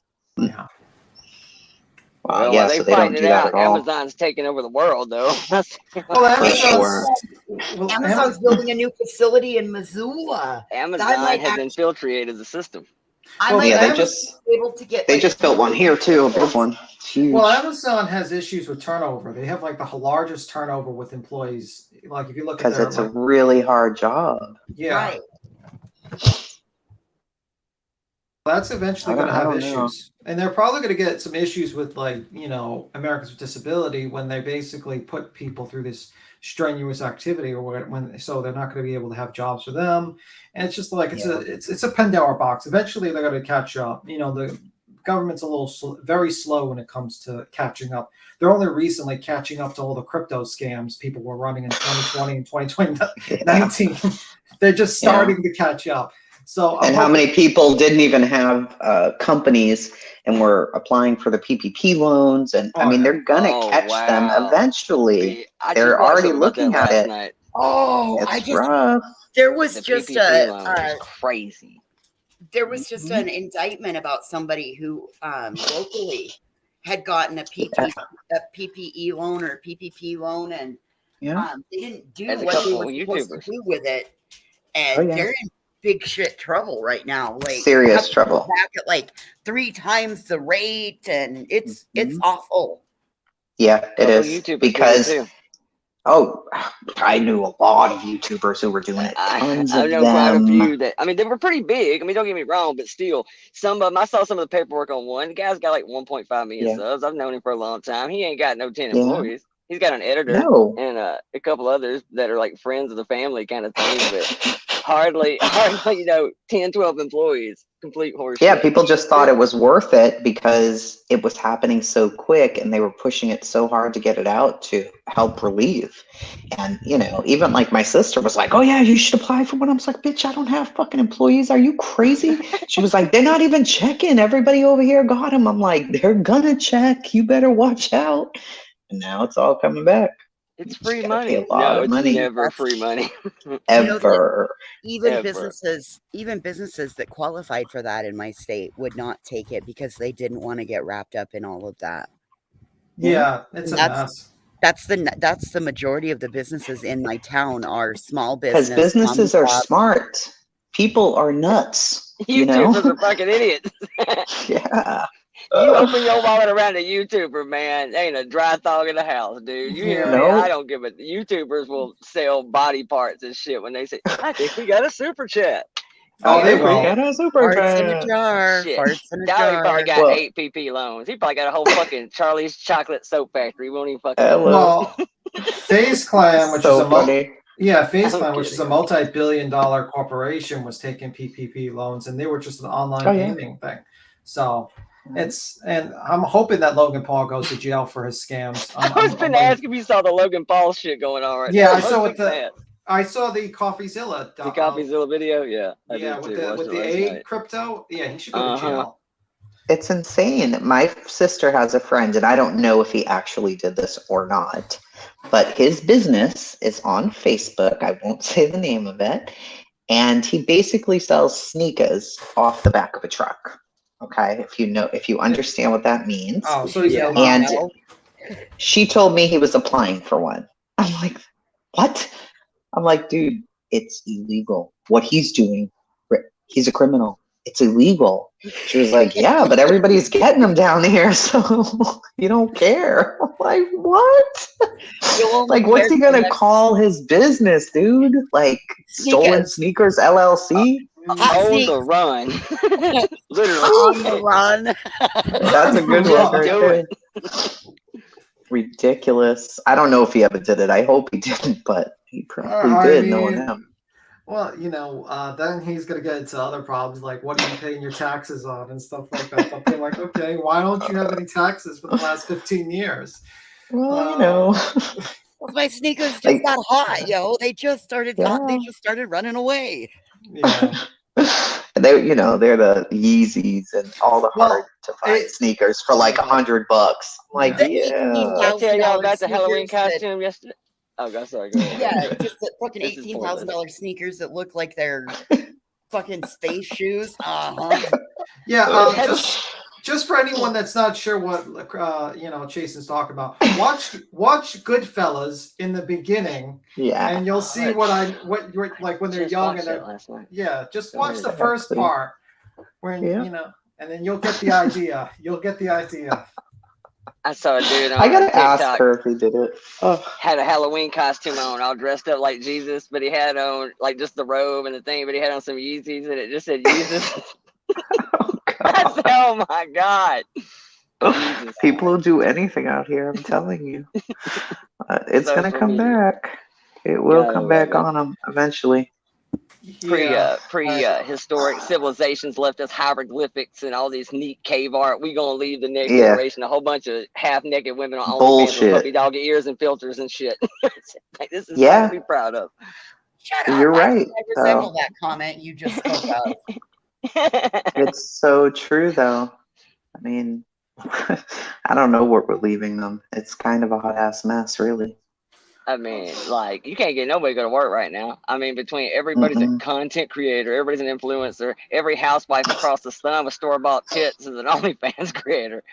I mean, if the pandemic did anything positive, it has turned a bunch of housewives. It doesn't even matter.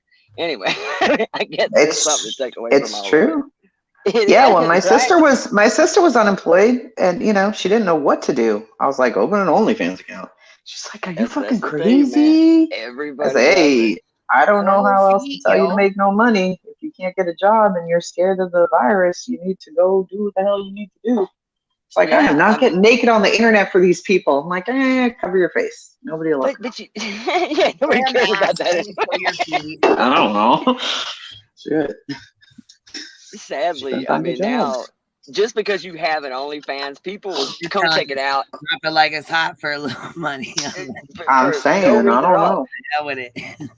You could be a dude and have an OnlyFans nowadays. Just because you got an OnlyFans, people come check it out. Like, oh, there's lots of men that have OnlyFans and shit like that. Dolly probably got one. No, I hope you don't.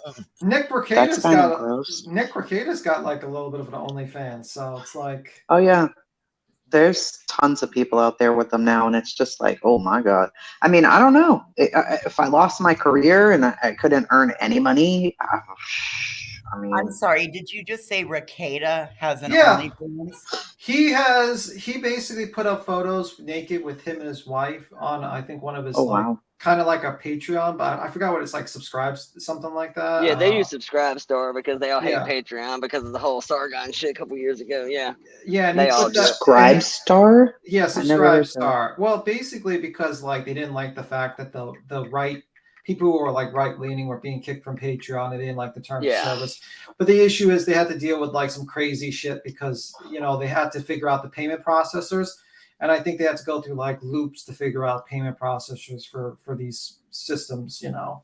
So I don't know. Yeah, because the thing is, it's like, you know, they had to go through like, they had to, like, I think one guy was like trying to figure out how to use the payment processors the same as the porn sites, because that was the only one that would accept them.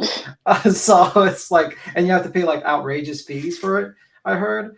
But yeah, that's, so yeah, basically Nick Rekieta's got like, he basically does regular content, but he also didn't deny that he put up nude photos. I don't know if he did it as a joke or what, but he put up, you know. Sheesh. I would assume it was probably a joke, but I'll say this. Nick Rekieta better keep doing what he's doing, because he, despite how smart he is, will never be taken seriously in a high-profile case in court of law again. But like, let's be real. The guy's a millionaire now, so. Oh, absolutely. I mean, he makes millions of dollars on YouTube. Let's be real. He's kind of like I mean, this place only takes 5%. 5% of friggin'. That's better than YouTube. YouTube But takes we have platforms now, bitches. Yeah. And Yeah, I keep hearing the story. He streams on Twitch, like Facebook, YouTube. He streams on like 7 or 8 different platforms. Salty Cracker does the same thing, Salty Cracker does the same thing. He's on Rumble, Odyssey, Twitch, YouTube. There's several of them. Has anybody actually seen this shit? I've heard about it 9 times. I've heard other creators talking about it. I've yet to find exactly where it says in terms of service. YouTube is notorious for leaving shit very open-ended, so they can just do whatever the hell they want to do. But everybody keeps passing along that, you know, no more third-party pay apps, meaning you can't peddle your Cash App, can't peddle your I haven't been PayPal. able to find it anywhere either. I went and looked. There is nothing. And they can't do that. Think of how many creators are on this platform. Unless they've created a brand new bot that will go into every single live chat to get rid of it, there's no way. My concern here was the mass flagging. Was now every time somebody hates Chasing, or every time somebody hates Laura, every time somebody hates Queen, they'll just go, oh, she's got her Cash App on her ticker. She's got her Cash App on her. You know, this would be a mass flag thing. It would be absolutely obnoxious. But the positive side of this is if you take it to where that you can now only receive, you know, donations through super chats and memberships where they're going to take 30-35%. I guarantee you, if they did implement this, you're going to see the true crime community drive quicker than a Triscuit on a biscuit. I'm going to tell you straight up, you're going to see a whole bunch of people out of here within the next 12 months. A whole bunch I've of people never, ever advertised my Cash App. People have asked for it. I'm like, oh, it's in the About section. I don't advertise you're one of it. only 2, it's nowhere. maybe 3 creators that I've never heard anybody talk shit about. Never heard anybody talk shit about you. Not one time. Well, there was the pit. There was the pit. Willow. Where there was the. You never heard anybody say a bad word about her. Not one time. There was the pitbull video where your 2 pit bulls were playing with each other. I mean, we can use that as blackmail material. That was yesterday. I had my 2. They were my cover photo because I'd just taken a picture of them. I've literally had people even go as far as saying they just basic shit like this. Where'd y'all get that from? Does anybody know where that came from? Is that just some shit y'all repeating? Oh, it came from Chasing. Oh, that's the gospel. Get Bible. That's it. It came from Chasing. Ain't nobody asking no questions. So you damn sure got the respect of the community. You're one of them. Well, that's nice. I like that, but you know. Never heard anybody talk shit about you. Not one time. No. Well, there was one lady. She tried it recently. You know, she hoped that it would work, but sadly, it didn't. She wanted me to go back and forth with her, but I didn't. She was hoping. You could tell. Yeah. Oh, they love that. One of the tragedy pimps. She hoped. Yeah, I figured as much. Yeah. That Chasing. That Chasing. Is that her name? Ma'am, you know me. I used to be your mod, and you were mine. Please don't act like we don't know each other, because that's fake. Oh. Weirdo. Yeah. Yeah. She acted like she didn't know me. That was so stupid. I was like, oh my God, are you kidding me? Yeah, and when she started asking for money constantly from her subscribers, it was kind of gross. And I was like, okay, well, this was fun. Bye. No, nobody got time for that, lady. Yeah. We ain't got time to beg on the internet. We got shit to do, dude. Well, and you know Hell what? yeah. Though, like with like House of Williams, she does it like every 2 seconds. Like it's Listen, people. Listen, people. Mommy's got to eat next month, people. Listen, people. I really need to get this next month's paycheck, people. Holy shit. She used to be Holy hysterical. She really was. Yeah, very, she- very She funny. used to be funny. She could read people for filth, but she did it in such a way. It was what she used to do was watch the videos and then take notes, right? And her notes were iconic. They were the best ever. Copious notes. And she would read them, and it was great. I loved being with her. I thought that she was very, very funny. And then, I don't know, she got in a fight with somebody, and they were talking about her private parts, which was despicable and disgusting. And she just was mad at everybody. I don't really know what happened or why she thought it was a good idea to come for me, but I just ignored it. Molly and Chase, or I mean, she, you know, like she linked up with. That's why chasing. She linked up with all the tragedy pins. Yeah. She really linked up with them. When because she did that, it was immediately like jump on the hate everybody else train, you know. So He used to be friends with MGL and Laura and all of them back in the day years ago. Yeah, but those were the people she was talking about when I was over there, you know, and yes, and then the way I found that whole weird community was through the St. Jude scammer lady, and I made a parody video, and they found it hysterical, and I don't even know how the hell they found me, and I was so embarrassed. I'm like, I really don't want to know anything about this community. Y'all are scary as shit. So I actually made a video saying, please don't just subscribe to me if you're in this drama community, because that's really not what I'm into. Please don't. And they all did. And I'm like, fuck. And before you knew it, the funniest part is Mallory came into my chat, and I'm sure it's still up. And I was like, oh my God, House of Williams, I watched you. And I did watch her because I was getting recommended all these channels. And she's like, what? Chasing? You know me? You know who I am? As if I was some fucking big shot. And then now she's pretending she doesn't know who I am. I'm like, this is so odd. What is going on? Why are you pretending like we don't know each other? I bought her jewelry. Her jewelry was beautiful. I loved it. I don't know. It was very strange. It's very strange. And here we I are. realized where I knew you from. I had actually seen you a long time ago before I ever made my way over to the true crime side of shit. Oh, really? So, yeah, like this had to been probably 5-6 years ago. Yeah, when I was doing Kanika. Okay, then that's probably where the crossover came from, because that's what brought me over here. Was I started seeing a lot of repetitious names I knew from other communities, because somehow a whole bunch of the KJ community migrated into the Juggalo community as I was passing through one day. And so I end up, we used to play this game in Discord where everybody would just pick the craziest, weirdest stream you could find, throw it in, and we'll all just go around and we'll just kind of like troll each one of them and see which one's the weirdest one. We have found some crazy people. So we found Cyrex. That's how we found Cyrex. Oh, Cyrex. And Cyrex led us to, I hopped on panel with him, and then I met this other woman that my buddy was friends with. Said, dude, I got this girl fixing to hop up here, man. You're going to like her. She's a trip, but just hear it out. And it was Jamie Nicole. Oh, Jamie, rest in peace. Absolutely, right? So that's somehow, some way, I was familiar with the name Bombshell. I'd heard her. So it kind of brought me back over there. I was like, oh, yeah, I know that chick. And then one day I came in, and you were actually on a panel with Jamie. And I want to say I was on a panel with Jamie and Drama Kiki and Controlla.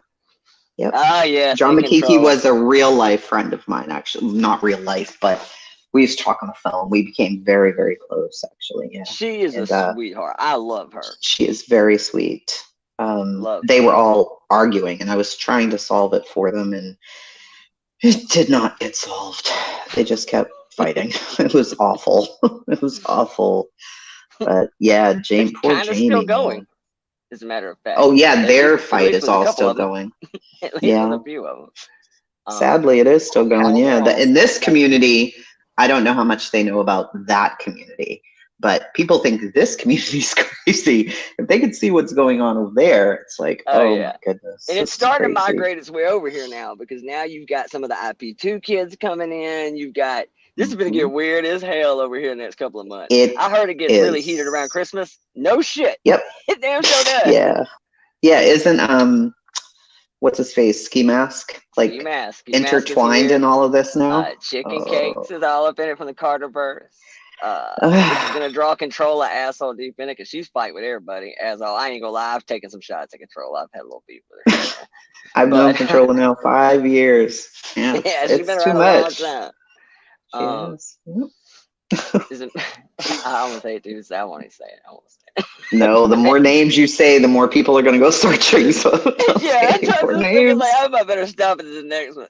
I ain't gonna bitch it. I did defend Cyrax a lot though because people would make fun of how he looked, and it broke my heart. yeah. So I got trolled to death because of that. Oh, for being Marty. a Cyrex sympathizer. Yeah. For Marty, yeah.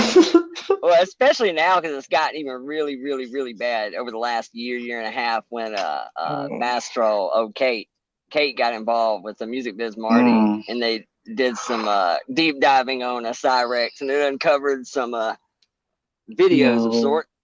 Oh yeah, No. There's some videos. Yeah, there's some videos. I am 100% can confirm that. 100%. Not and if I told you who he thought he was sending the video to, makes it even worse. Fortunately, it was Kate is who he sent it to, but that ain't who he thought he was sending it to.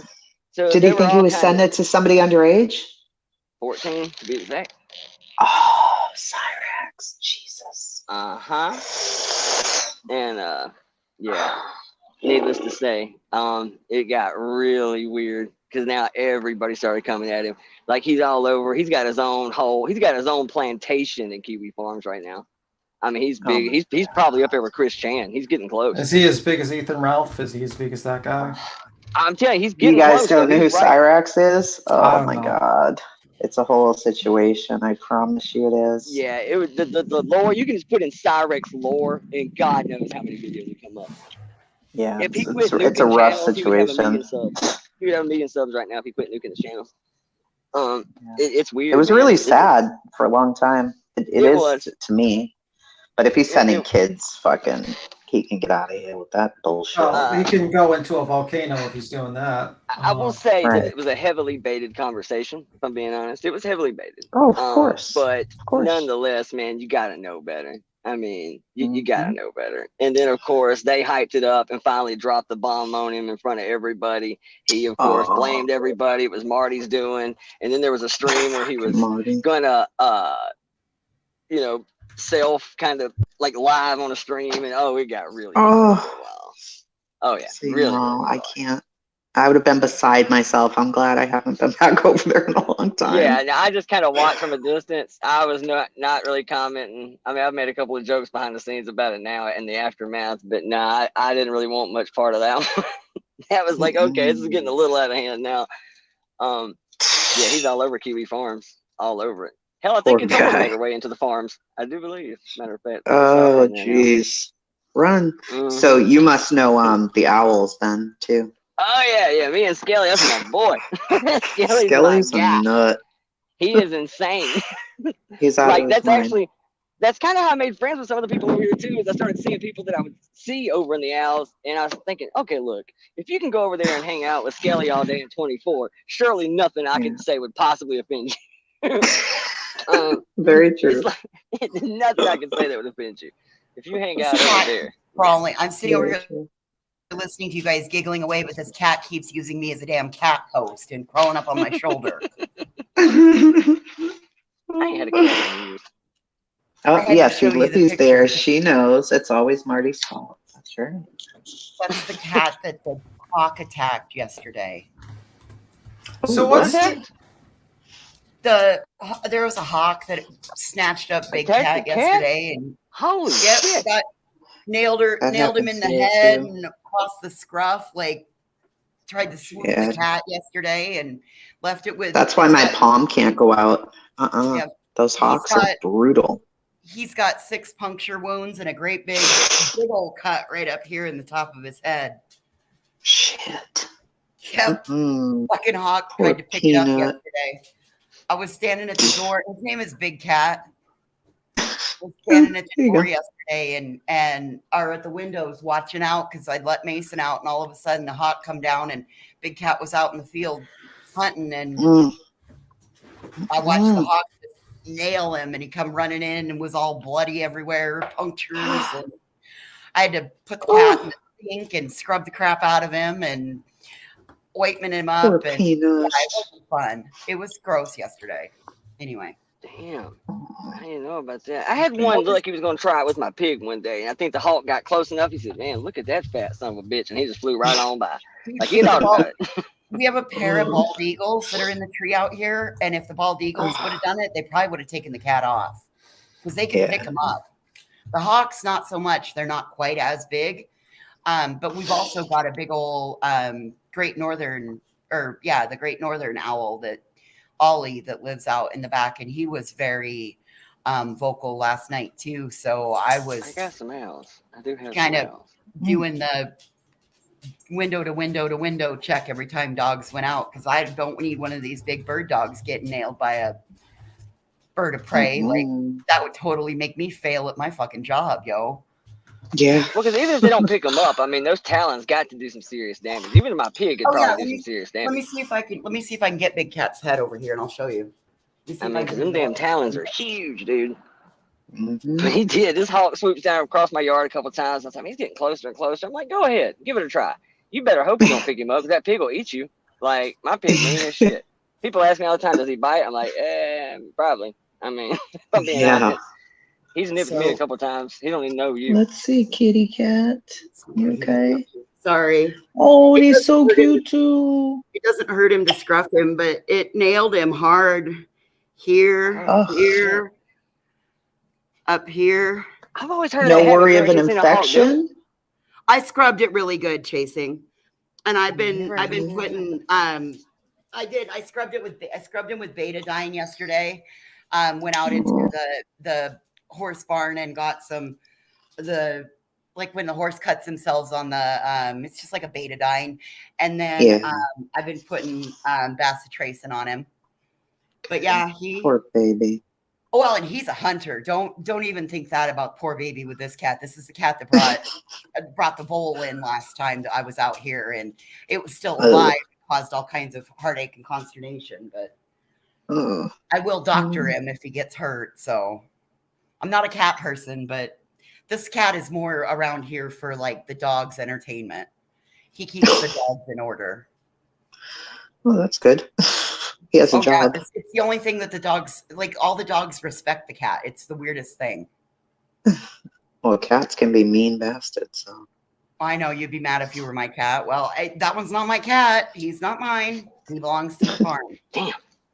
I just had to take my damn hoodie off. God almighty. I'm driving somebody else's car and I've been sweating my ass off for like 20 minutes. It's like 50 degrees, okay? It's not hot by any stretch of the imagination, but it's not cold.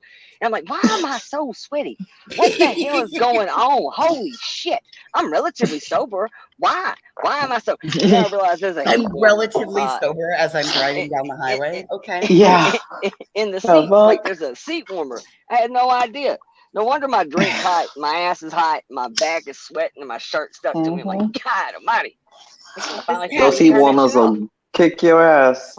Here, look, this cat thinks he's a dog. Damn. He will go right out the dog door. I need a dog door for the pig. Yep. That's what I'll do. I'll hit this next case that comes by and I'll put up a wish list. Piggy, we're getting you a door. Ain't that how it works? That's what I'm supposed to do, right? Yeah, that's the game. You'd be better off just putting in a sliding door and building the little extension, like taking the glass out of one of your sliders for that. Your pig's kind of big. I don't think he's going to fit through the dog door. Nah, you would have to. It can't be no little dog door. You basically he needs his own door. You just have to cut half your door off. Like, you could do like one of those Dutch doors. Truthfully, he's about the size of an English bulldog, a big English bulldog. He's still short as hell. He's just wide. He's short, wide. He's only about 2 foot tall, maybe about 3 foot long. But he is hefty, like 165, 175 pounds hefty. Jesus. They're like, oh, they only get to like 45 to 75 pounds. I'm like, Okay, yeah, that's cool. I'm like, oh, it's gonna be like one of those Instagram pigs. He's nothing like that. Yeah, you're right. Well, at Yep. least he's doing better than Logan Paul's pigs, who he basically abandoned. And one of them got eaten by coyotes because he abandoned them. Really? Yeah. That's fucking awful. Yeah, So he does his pigs like he does his business model. Yeah, pretty much. The guy literally he had one pig, and then he got another pig to be friends with it, and then he left to Puerto Rico, gave it to us like someone he knew, and then they both like ran away. And one of the smaller pigs got eaten by coyotes. They found another person found it and is now taking care of Logan Paul's pig. But it's like it's most of what these celebrities do. They get like animals of the week, like the Greyhound thing. They get it for a little Tigers on while. the gold leash. Yeah, and then they just, a year later or 6 months, they get rid of the animal because they only got it for clicks and views. Dude, I got a horse that's like 23 fucking years old. I would love to have been able to have gotten rid of her ass, but I'm kind of attached to her, and I made a commitment that I would have her for her entire life. So I don't understand people like that. Like, me either. It's just basically sociopaths. When you give sociopaths money and power, they usually do stuff like that. There's a guy on the internet too who has fish. He goes out. He's really famous on YouTube. He goes like to the ocean and he grabs up all these fish, and then he'll bring them back and he puts them in his pond. Like he created a pond in his garage. It's huge. Shame on him. No, it's awful. But then he has all these tanks around his house, and like he'll get a porcupine puffer, and it's still small, and he'll put it in a 100-gallon tank. And then when it's a little bigger, he'll put it in this pond. So he goes and puts it in a pond, and a fucking grouper comes up and like almost swallows the porcupine puffer. And people are in the comments everywhere. Like, well, where's the last porcupine puffer that you had? Where's this animal? Where's that animal? They all die. Because you're not supposed to pluck them from the ocean and put them in a friggin' pool in your garage, you weirdo. Another thing I noticed, I just watched this YouTube video, and you know that whole turtle, like cleaning the barnacles off turtles? They revealed that that's like all a scam. They use the same, they super glue the barnacles on the turtles and use the same turtle. And they're making millions of views by just like pretending that they're going out and sea. So they're abusing these turtles for views. And they do this with a lot of other rescue animals, what they do on YouTube. They just constantly redo it like that with animals. What the hell's wrong with people? Well, if you're making like I don't get that. I just don't get that. Well, if you make like $10,000 just super gluing some, turtle, and then you just remove its barnacles. We totally did it wrong when we were working to reintroduce sturgeon to the bighorn, and we totally did it wrong when we were working You did it wrong. Bring the sage grouse populations up. I should have been videoing all of this shit. Yes. So I could have been pimping out my local wildlife. Hey, that's how it works. That's gonna be Dolly's new business model. He's gonna get a turtle. I'm doing some removing the barnacles off this turtle, guys. Turtle game. He needs to figure out how to remove that little puff of shit off top of his head. Look like a fucking fool. What he looked like. Maybe that was a barnacle. Maybe that was. It was a barnacle. Yeah. I've never seen somebody look so ill prepared for jail. I mean, I guess it's never a good time to go. Before Willow. Dude, he had a man bun, but that wasn't even like a man bun. That was like a patch he's missed for like 6 years. That was a fucking Brillo pad stuck to the top of his head. Yeah, there's probably a pipe in it somewhere.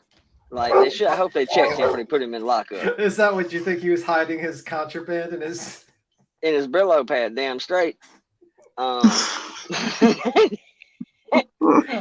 mean, come on. Dude sitting around all day talking about turtles and trees. He jumped from Tekashi 6ix9ine and gangbang shoot 'em up thug, hard ass old block drill rap scene, all of a sudden to child advocate in the course of a week. Get the fuck out. I think he used to do call out video. I heard he used to call out Molly Golightly, just like the hash brown lady. Yep. Oh, that's why I was over there. Yes. He kind of does me the same way Chasen was just talking about with Mallory. I mention him now, make all these crude jokes about him all the time. He just blows it off like I don't even know who that guy is. You know who that guy is, huh? The guy that was on your panel like every day for 3 months. That guy? You have no idea, huh? Right, sure you don't. Nope. Queen, Who's that? How do your birdies handle when the weather changes like this? Who's birdies? Queen has birdies. Birdies. You know, Queen be leaving us up here alone. I'm always curious to know how other people's animals handle like the weather changes and stuff. I got a horse My that's cut, dude. My shit cut out right. I thought you said boobies. I'm like, how's your boobies doing in the cold? I'm like, shit. Well, we all know the myth. Birds.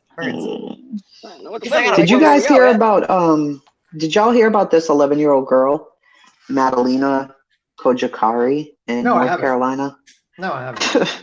Boy, oh boy. I shared your community about it. Yeah, let's talk about it. I wanted to wild shit. Yeah. She went missing from her house on 11/23 of 22. Okay, she was in her house. She was seen wearing jeans, pink, purple, and white Adidas, a white shirt, and a jacket. 11/23, November 23rd, before Thanksgiving. Before Thanksgiving. Before Thanksgiving. Her school was looking for her, I guess, you know, how schools will call if the kid's not at school. So, like the 14th, the parents reported her missing to the school, not to police. So now the FBI and everybody else are involved. 14th of December? Yes. Yeah. So here's what it says. The FBI is now assisting Cornelius police in their search for 11-year-old missing girl Madalena Kojikari. She was last seen at her Cornelius home back on November 23rd. But police say her parents just reported her missing on Thursday. Authorities say Madalena's parents went to the Bailey Middle School on Thursday and told a school resource officer the girl was missing. Friday afternoon, WCCB News was on the scene at the girl's home as investigators with the FBI and SBI spent hours digging the ground in the backyard. They were searching for evidence inside the home as well. Neighbors stood by and watched in disbelief. I've lived here my whole life. I've never seen anything like this, said a neighbor and social worker. She said the entire neighborhood is just baffled by the girl's disappearance. It's odd. It seems like she went missing back in November and it's just being reported. Cornelius police did not say if they found anything of importance during the search. They did say they are still searching for her. Madalena weighs 90 pounds, and that was her, her clothing. Then it says, update, as of 4 a.m. this morning, Cornelius police have arrested the stepfather of the 11-year-old missing girl, Christopher Palmeter, was arrested for failure to report the disappearance of a child to law enforcement. I don't know where the mother is, what the hell's going on there, but you can call Mecklenburg Crime Stoppers, but they never reported this baby missing. Just went to the school and told the resource officer, yeah, she's been missing since November 23rd. And there are rumors now on Facebook that a couch had been burning in the backyard for several days. But the neighborhood they live in is really nice. You'd think they have an HOA or something. I don't really know. But there was something burning back there for days. Nobody knows what it was. I guess that's probably why they were searching the backyard. But yeah. And she was in school, and like the school didn't say, hey, where's this girl? She's out. I think that's what was happening, is the school was curious as to where she was, and they were probably just, oh, she's homesick or whatever. But then they ended up telling the school, well, she's missing. Instead of going to the police, you're not concerned that your kid's missing? Well, you're not. To me, I mean, this is like speculation, but it sounds like they're definitely number one suspect, Definitely number one suspect in my mind. But absolutely. Yep. So now they're, I don't know. Gross place. So trigger warning, gross warning. It's a lot harder. It's easier to burn an adult human's body because of the fat content. It's a lot harder to burn a child's body because they don't have the modeling and the fat, and it takes a higher temp and longer times. Just FYI. Well, they said it was burning for days, whatever it was. I don't really have any idea. So they had in neighbors. The world. That's weird. That's what. Yeah, they're in a cul-de-sac looking area, like a really nice upscale. It's not some trashy place or some place that's way out in the middle of nowhere. It's a nice place. So I don't quite understand what the hell's going on or why they didn't report this baby missing. Obviously, we probably know why, but Yeah, I mean, it doesn't take a super genius to figure that out. You know. yeah. Have y'all I mean, been the FBI is involved, thank God, but Well, why would the FBI be involved if you don't mind me asking? That's the Oh. only thing, because it's usually like I'm not sure. I'm thinking they think that obviously that, you know, they killed her. And she's a missing child, you know, just like the TBI got involved and then the FBI card team got involved with Summer Wells. Okay. So if it's a child, sometimes they will get involved. Maybe in Cornelius, I don't think it's a very big place. So maybe they ask, but they would have to request FBI assistance, but they have the SBI as well. I'm not sure who's SBI, because they're in North Carolina. Southern Bureau of Investigation or something? I don't know. Let me see. Have you been following that California Highway Patrol female officer that self-harmed in Tennessee and her murdered husband? And that one's a little crazy as well. What is it? I don't know. There was a Highway Patrol officer from California that her husband ended up murdered in Kentucky. He lived across the state line in Salina, Tennessee, and she self-harmed, and the husband was murdered, and the person that they figure murdered the husband was arrested getting off a plane in Sacramento. Jeannie Spratt and I have been back and forth about that one. She is local to that area, and I had first gotten it off of KCRA following it because they were talking about the death of a California Highway Patrol deputy or officer. And I can't think of what the proper terminology is for their title. CHP Captain Julie Harding and her husband, Michael Harding. Yes, Julie and Michael Harding, the Hardings. And the male there's another man who's been arrested getting off of a flight in Sacramento that killed Michael Harding. All right, it says Sacramento, California. Julie Harding, a California Highway Patrol captain in the Yuba Sutter area, was found dead in Tennessee on Saturday, just months after her husband, Michael Harding, was shot dead and killed in Kentucky. Meanwhile, the Sacramento County Sheriff's Office said 60-year-old Thomas O'Donnell of Napa is being held in Sacramento after recently being arrested at an airport in connection with the murder of Michael. Authorities are still investigating the deaths. While the connection between Julie and O'Donnell remains unclear, they've put together a timeline. Here's what we know. September 26th, Michael Harding found dead inside of a home in Kentucky. According to the Clay County Sheriff in Tennessee, Michael was shot and killed, and he had also gone missing in Clay County before his body was discovered in Kentucky. October 10th, a woman who Michael was dating prior to his death reports Julie, 49, to the police, accusing her of trespassing, according to documents from the Murfreesboro Police Department. The woman who filed the complaint told police that Julie and Michael were going through a divorce. She reported seeing Julie on her Ring camera October 10th, walking up to the front door and calling out a dog's name, Charlie. Charlie was Mike's dog, and the woman agreed to take custody of the dog after Mike died. The woman told police she was willing to give the dog to Julie if they met at a nearby police department. Instead, Julie grabbed the dog by its collar and left the home, and the woman called the police. There was another, October 13th, the woman filed another report saying that she was afraid of Julie and being harassed by her, that she broke into her home to steal the dog, and that her Netflix account was hacked. Okay. Oh, it gets better, Casey. Yeah, I see. The complaint stated that one account of the woman's name with a profile picture of a monkey, and the second account was Julie's name with a profile picture of an angry princess. December 8th, Julie is arrested with stalking and burglary charges.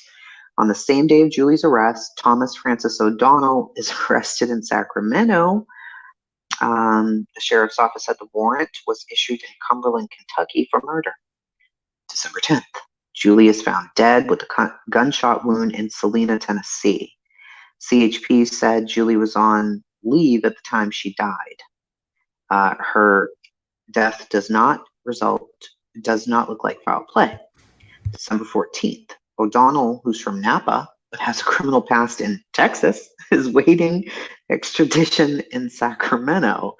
O'Donnell lived for a period in Houston. He was charged in 2006 with stalking a girlfriend and given probation. The victim accused him of threatening to kill her after she broke up with him in 2005. The incident spanned a year, and he was accused of pushing her, choking her, forcing her to have sex with him, harassing her where she worked, and chasing her with his car. He was also charged with a DUI in 2008. December 15th, a grand jury in Cumberland, Kentucky hears evidence against Thomas O'Donnell. Judge signs an indictment for murder. He is held on $1 million bail. O'Donnell shot Harding multiple times, according to the documents. What the fuck? Well, there you go, I guess. I don't know. That's horrible. Every day, That's a last hell of a night, case there. that all culminated last night. That was the most recent update. But we've been following, like Jeannie Spratt. I had found it on KCRA, and then Jeannie's been emailing me little links and nuggets here and there, and because it's local to her area. Oh, this one has been crazy. Just following it. Oh, geez. Of course, one of the tragedy people just picked up on Madalena's story. Damn Just it. as we said it, they go live. Wow. Imagine that. Isn't that wild to you? I mean, that's Isn't that crazy. It's wild? like they watch the show and they just copy everything that's being said in the show. Every single time one of these is posted, like I'll post it in the morning, and then like Queen will share it, Duchess Discussions will share it, Levitt will share it, and then they go live with a whole show on it when there's no fucking details. There's literally no details except for what the fuck I just told you. Yeah. And immediately they'll go live with it. Yeah, I mean, it's like there's not even details. Didn't I just fucking say that? So I'm sure he's had his little minion look up the backgrounds of the parents, look into any cousin, sister, father, mother, neighbor that they can get in touch with. They're probably booking the interview plane them. ticket. They're probably booking the plane tickets to protest in front of the house. You know, maybe, you know, that's just their fucking MO. Yeah, it's just unfortunate that they don't cover So frustrating. Yeah, like they don't cover actual cases that people aren't talking about to spread awareness No. at least once. You know what I mean? No, never. And they don't cover in their own neighborhoods. Yeah. We know what state Molly's in. We know what state Justin's in. We know what state these people are in. Why aren't you covering your own fucking people, like in your area? Why is it every time one of us speaks about a case, you guys jump in and then have to pretend like you were doing something when you weren't? I mean, Burton covered it earlier today at 9:30. So it's like, you know, people. Well, I guess I'll be sending my packet out to this county's. Please do. I will. Not a problem. It's just exhausting. I'll research it this weekend, and Monday morning I'll get it sent out to him chasing. It's so much, man. It's just like. Look, there's a phone number. Maybe I'll give that phone number a call. I got this off Chasing's. Yeah, I'll give that number a call. I shared it. Hopefully other people share it as well. But you know, like she said, what this is pretty much. Yeah, I would suggest you don't watch any of these people like fucking No, I don't. Dolly. No, I'm saying Dolly. I would suggest people don't watch Dolly about this case. Just watch Chasing or people who actually cover missing people that aren't money makers. You know, they just cover people that just try to get attention. You know, it's fucked up. It's just, ugh. I mean, I could have went live with that, you know, and been like, oh my God, you don't do that. There aren't details. So you're going to put in details, aren't you? You're going to put in fabrications, right? That's what you're going to do. Because that's the only way that it works, correct? It's so ridiculous. JLR and Truth and Transparency they got something going on with the Idaho murders right now, where she's talking about she's got never before seen body cam footage and Shut up. Well, let's not forget. Let's not forget. This is also the woman that had the key piece of evidence to get Chris Watts the 501 or the what the hell is that number? Yeah, What? 501, 31C, 503C, 501, some shit. Yeah, Yeah. fuck, that's a nonprofit. No, but she got the 31C or whatever that, and we see how far that got her. Yeah. Breaking news, body cam footage at off-campus 1122 King Road house. 1,300 people are watching this. I've got to see it, guys. I have to look. Take one for the team. Okay, what is it? Tell us. I'm sorry, I had to do it. You take it for the team. Yeah, I was gonna say, check it out. And told them about it. Let's see. I don't know who lives here. Yeah. It is old what? Activities we need to be aware of. There's a party going on, okay. Mhm. A whole lot of What was going on? Oh, listen to this. You're gonna love it. You're gonna fucking love this. All right, are you ready? Okay, good. What was going on at 1122 King Road off campus prior to the homicides on November 13th? Well, somebody believes it is very relevant and hopes to solve the murders. We did a public request based on the personal research that has been done by this channel. And from those requests, I am now in possession of very important footage that could lead to figuring out what happened. The body cam footage might question why the police believe the white car is not a Ford. Take a look at the white car in this body cam footage. This footage begins after a neighbor at 1122 King Road called the police. Get ready. Are you ready? Ready. Good. Okay. After a neighbor called the police at 8:34 p.m. on September 1st. September 1st 1st. Versus Okay. November 13th. This is The murder's in November. her body cam Okay. footage from 6 weeks prior to the murder. Right.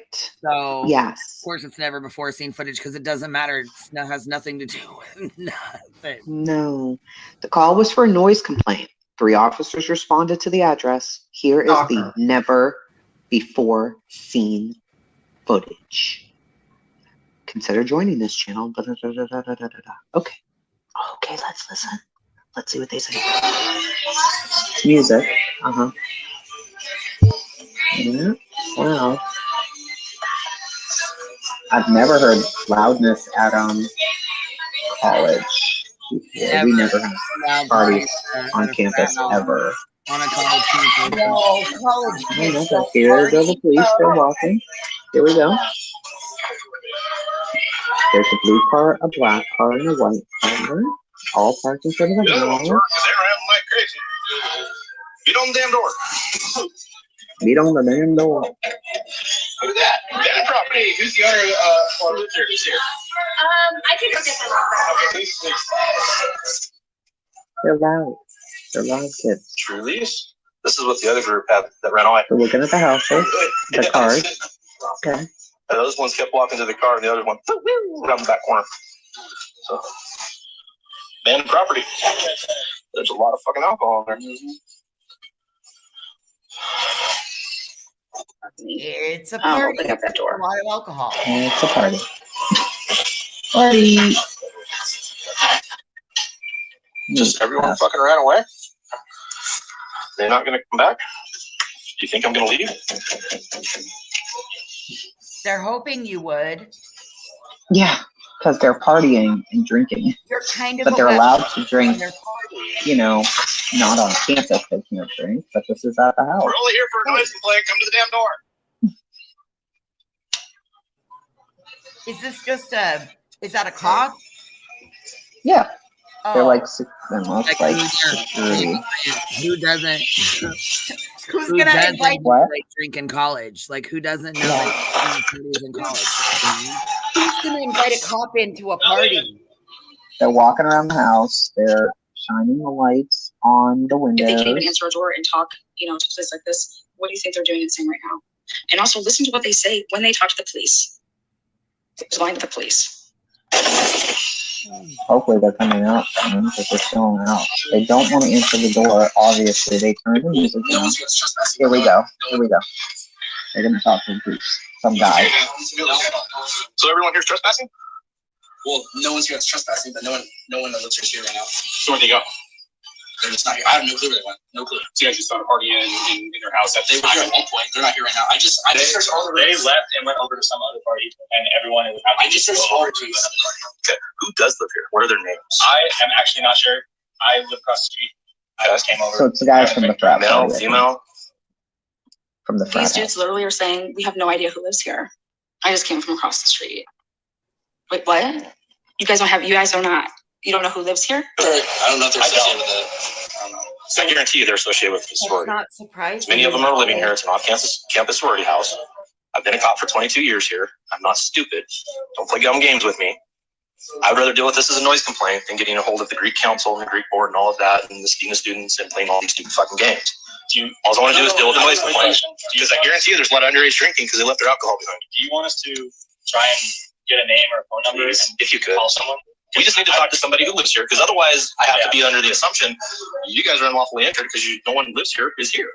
Right? We'll go. So I need to verify that there was a party here. Now everyone laughed, so thank you. Thanks, guys. I understand. I just letting you know this is how it's going to play out. I'm not going anywhere until I talk to somebody who actually lives here. For us, that way we can get some sort of communication between us. No, yeah, okay, thank you. Yeah, thank you. I do. And hey guys, really weird stuff.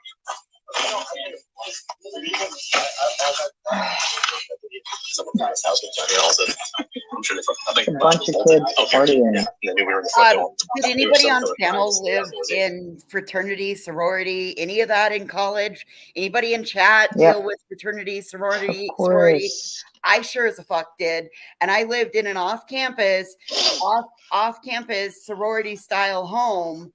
And you bet your ass, none of us, we would have sent somebody from another house to the front door because our asses were running out the back door like good eggs. Well, they saw some of them leaving. It said, when they abandoned their shit. They dropped their stuff. A bunch of the kids and left, like dropped backpacks and shit. So now they're going through a backpack, sitting on top of a white car, and it's beer. Oh, White Claws. White Claws. And they're all full. Full White Claws. They just dropped their bags and ran. Good Egg said they didn't all go they didn't answer the door right away because they were all at the back door.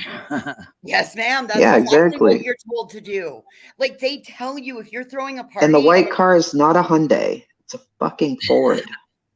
It's not a Hyundai. It's a Ford.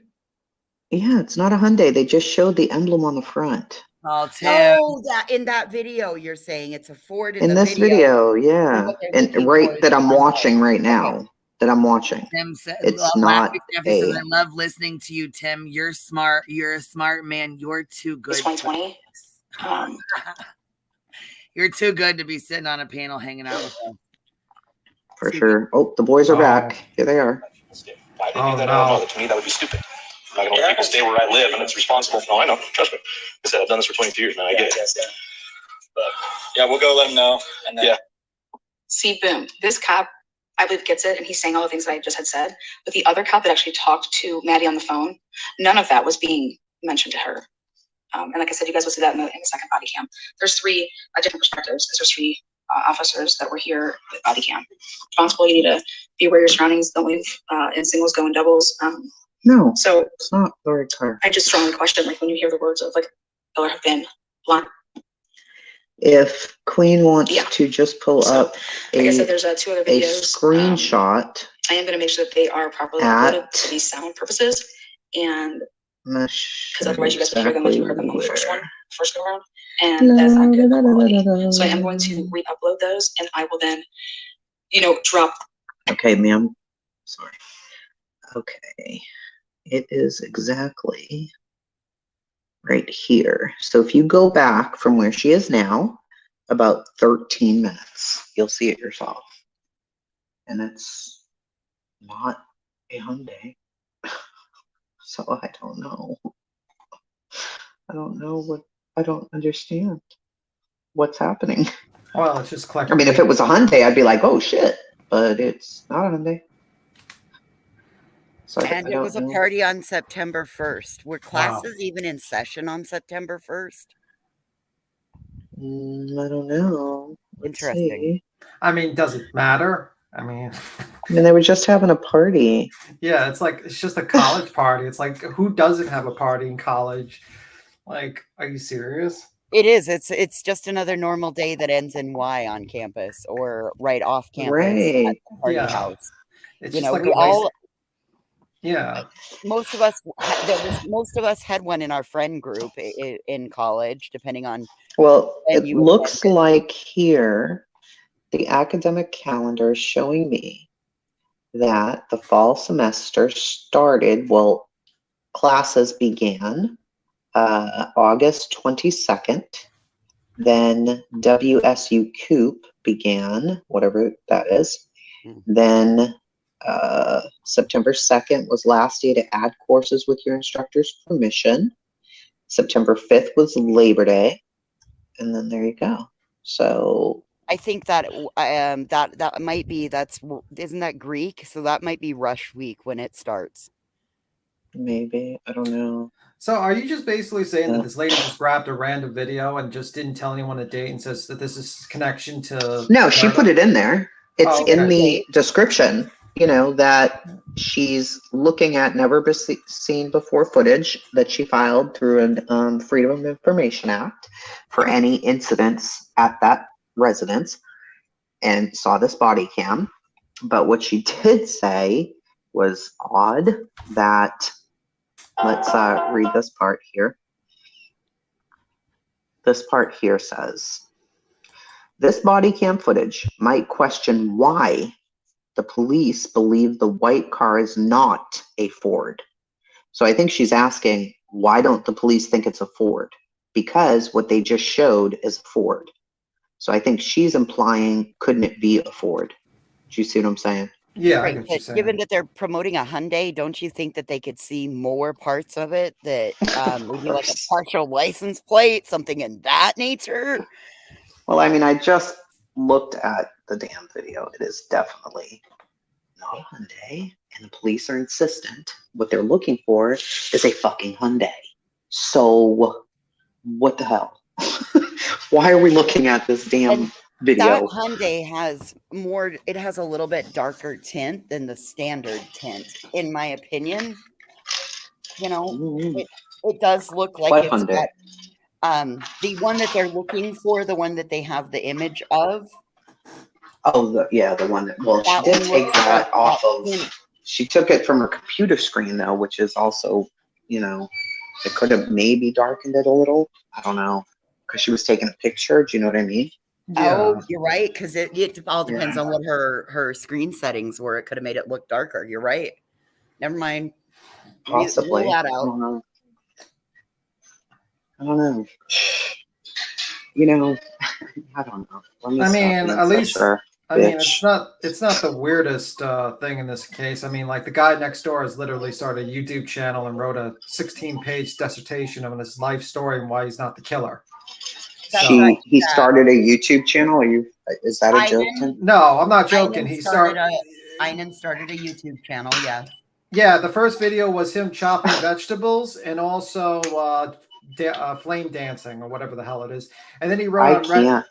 And then he wrote on Reddit flame batons. Yeah. Yeah, and then he wrote on Reddit basically like, I think 90% was about his life story, and then 10% was, yeah, I didn't hear anything, and the cops came to me. So. But he knows, because he was even a tiny bit involved, that he'll get views because people are crazy. Yeah. Okay. Great. Good. Nice. I mean, how did we get here as a community? I'm just waiting for him to. I'm waiting for him to do like a joint cooking session with that other neighbor with Billy Joe, and they could just do it like they could start cooking. And we can invite Summerwell's former neighbor too. Yeah, and why those not? three can cook They and can start a whole franchise. do the things. Yeah, the neighbors down home cooking. Right. There's a franchisable money-making ability, change your life. Food good enough to die for. That could be the saying on the restaurant. Wow. Yeah.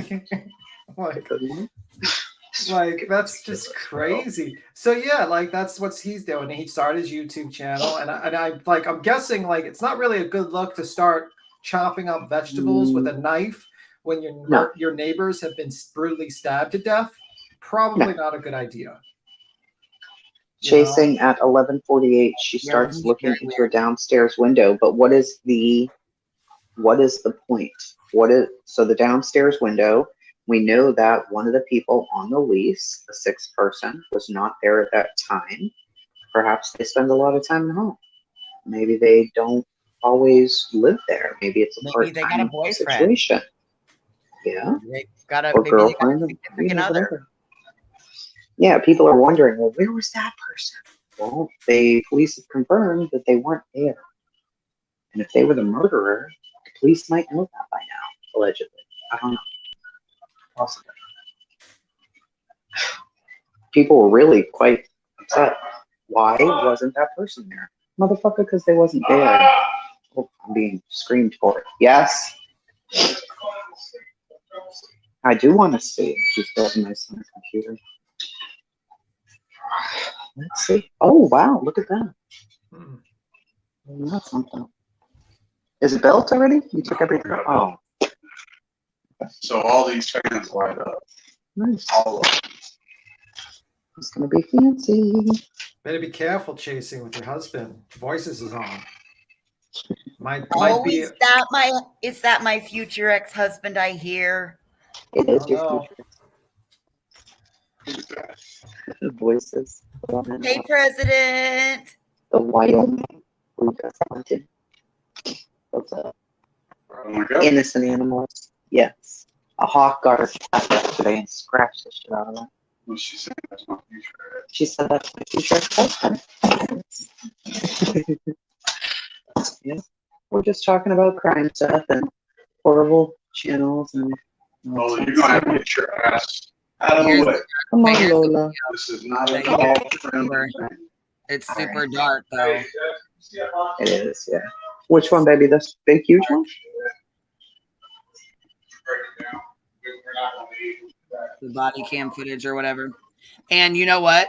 Here, let me touch on this. While you're talking to him, the ghost of Christmas I'm gonna past. mute. Sorry.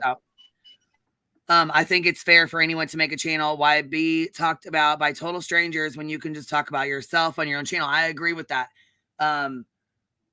But the only thing I don't really agree with is he comes right out with a fucking sharp knife and just starts cutting up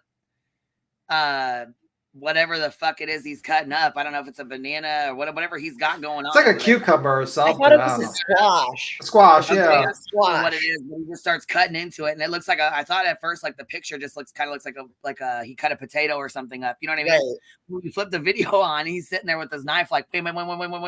Like it's just kind of odd that these students were stabbed to death, and here you are with your knife cutting up. Yeah. I mean, I agree. Anybody can start a channel, but what we've seen in the past is that they start a channel, act like it's going to be for innocent purposes, act like it's just, to clear their name or whatever, and then they're monetizing. Then they're talking about the people involved in the case. They're doing all the things, and it's bullshit. Yeah, he doesn't even like cook a meal. He just chops up the vegetable and that's it. And then he plays with these fire, whatever the hell he's doing. Fire baton twirling. I mean, it's implied. I'm just saying, like, if you're chopping, it's implied. I mean, like, listen, if there was like no one stabbed to death and it was just him chopping up vegetables, I'd be like, okay, maybe just like whatever. But it's a little weird. It's very, very weird that he's doing that. And like, then I agree. And it also shows risky behavior. What? What do you mean risky behavior? Well, like the fire baton twirling, the way he's flipping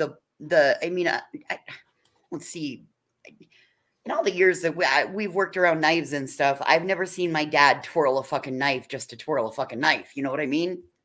Yeah. Well, I mean, I'm not more concerned with that. That's probably just his hobby. Maybe a job, but it does show a little weird that you just I guess it is a squash. I didn't know what the fuck he was cutting up. A potato, banana. I had no idea what the hell it was. So I guess it looks like a squash. That is. That's the great debate. A squash or a cucumber? Okay, here he goes. Check him out. Bam, bam, bam. Like, just I don't know. I feel like he's showing how good he is with that with that knife. And I agree. Yeah, this is weird. I'm sorry. It's weird. I've never even seen it. It's weird. Do you know how sharp that fucking knife had to be? Have you cut a squash? Look at that fucking knife. That is not an easy vegetable to cut. Yeah, I mean, like, and he's not even like showing like he's cooking like a meal or something. He just did a short about cutting a vegetable. Like, okay, guys. I feel like he's just showing how good he is with that knife. Yeah, like, okay, like that's seriously weird to me. I'm sorry. And then you make up. And then he's got these videos going on here. Now, in no way are we saying that this guy has anything to do with it, but it's just like I think he's just like he's just jumping on the fame train. It's just like it's very weird. Absolutely, yes. Which is it's distasteful. Come on. And he's just got 151 subs. So he's starting in this video with sticks and share 2 days ago got 2K views. And it's just him juggling sticks around and flame sticks. So people are watching because of this case. They're not watching for his flame skills. I mean, let's be real. Well, and this also started after he did that interview with Lauren on Hidden True Crime, where he talks about his experience. It's a 40-minute interview. I still haven't made it all the way through it. Right here. Yes, I get it. And it's in the same spot. Look at him in the See, he's look, in the same spot. You can see his baton stick. Yep. That's how I matched it up right last in the night. back. Yes, you can see it right in the back. And that air conditioner thing. See it? Like you see it all. The ceiling matches, all of it. It's the same fucking The thing. little plastic thing right there. Yes, it is him. Yeah, I mean, nothing against his hobby or how good he is. I mean, he chops vegetables better than me, that's for sure. But it's like, it's implied. It's very weird behavior. And, I feel that that's definitely should be called out on. I don't think he has anything to do with it. I just think he's just fucking There's the plastic sign right there. Look, there's his other little thrower. So you can tell he was just sitting right here when he did that interview. Look at all the same shit in the back. Yes, ma'am. Little plastic thing he's got behind him. To the left, his little flamethrower stick that he's got. Yep. So it all matches up. That is him then. That is his channel. But you know what, though? You cut out, Queen. She fell off. She fell off. That was it. The guy got him. Got it, Queen. It's done. We're done now. The channel's done. No. Over for her. All the things are over. It's the Voices channel now. Look at me closing the wrong window. Shit. Anyhow, though, I think it's like the same. He's only got like 151 subs though, so it's not like people are just going over there and Really? His channel. From what I see, I don't know. I'm joking. I thought obviously people are watching. I don't think people are watching, but they're not subscribing to him like to see what he's. You know what I'm saying? There's like here. He's doing live streams. Yeah. Live. He's just videos. There's like 2,000 people who are like wait till JLR goes and knocks on his door. Oh my god! There's like 2,000 people that are probably just like looking at every single thing in the background, just checking every single detail, trying to see if like there's anything wrong with him. It's like you just know that's happening. Like 2,000 people doing that. A lot of people do fire dancing. Yeah, no one's against fire dancing. I think it's very cool. I wouldn't do it because I don't want to light myself on fire because I'm not good. I'm not saying that I'm not against fire dancing. It's another, in my opinion, what he's showing is not helping his case. It's actually making himself look suspect, which I think is kind of his stick, if you know what I mean. Yeah, if he didn't have the knife cutting thing, I wouldn't even really care because if he was just like doing fire dancing. But the knife thing is very odd behavior. It's clearly what it's intended to, and it's like But anywho, very weird situation. I don't know why all these neighbors keep on doing it. I don't understand why people want to get famous because someone gets murdered next door. Seems a little odd to me, but I don't know. Maybe because I would not be doing that. It's pretty fucking odd behavior. Oh no, Maybe because you have a conscience for a tomato. You know, you've got that internal struggle of, am I a fruit? Am I a vegetable? maybe. What am I? So maybe that's why you know, you Yeah. wouldn't do that. Or maybe I don't think I would want to become famous for. I wouldn't really want to become famous at all, to be honest with you. I hate the concept of like personal fame because then you can't go out and do shit. That must Hey, be a maybe curse. he'll teach JLR his fire juggling dancing skill. Oh, jeez. I hope that guy, really. I don't want that guy. I mean, if I was that guy, I'm giving you a warning. If you ever watch his show, do not pick up the phone for JLR. Do not pick up. Don't talk to anyone on YouTube. Please do not talk to anyone on YouTube. You talk to the only person that is, other than chasing, that's a good one, that's not going to cause you heartache and consternation. You've already talked to that person. Lauren with Hidden True Crime is a very decent individual, very ethical. I like Lauren a lot. Yeah, I adore like Lauren for what she did for Rebecca Brassati's family. Yeah, she's wonderful. Lauren connected Joseph Scott Morgan and Rebecca Brassati's family together so that he could help them start the grieving process and understand all of Rebecca's autopsy reports. So for that, I will. I've been listening to them on podcasts probably since their third show, and they had, I'm telling you, like no subs on YouTube. And I put up a post probably, I don't know, 2 months ago, like, you know, stop listening to all these crazy crime channels, listen to like these really good ones. And I tagged them and they were like, oh my gosh, thank you so much. And now they've flown up because they're so great. Hey, did you happen to listen doing all last the night, things. Jason? Did you listen last night? Dr. John answered questions about a profile for the Moscow 4. Okay. You'll need to go back and listen to it. Like he doesn't give like the specifics.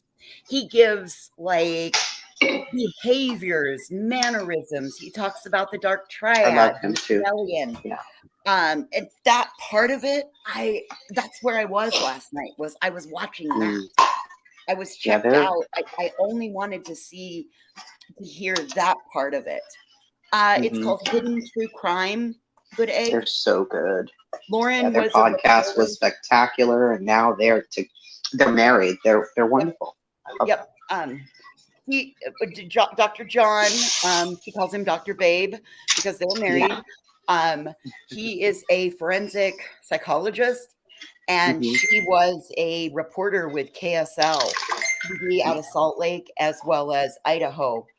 And I've had personal interactions with Lauren for a couple of cases, and just like I have a very place in my heart for Queen and chasing, I have a very soft, tender spot for Lauren as well. She's very smart. Yes, she is. So you're talking about Lauren. What's her channel name? It's Hidden True Crime. Lauren Matthias. It's Lauren. The one you just had up, who interviewed him.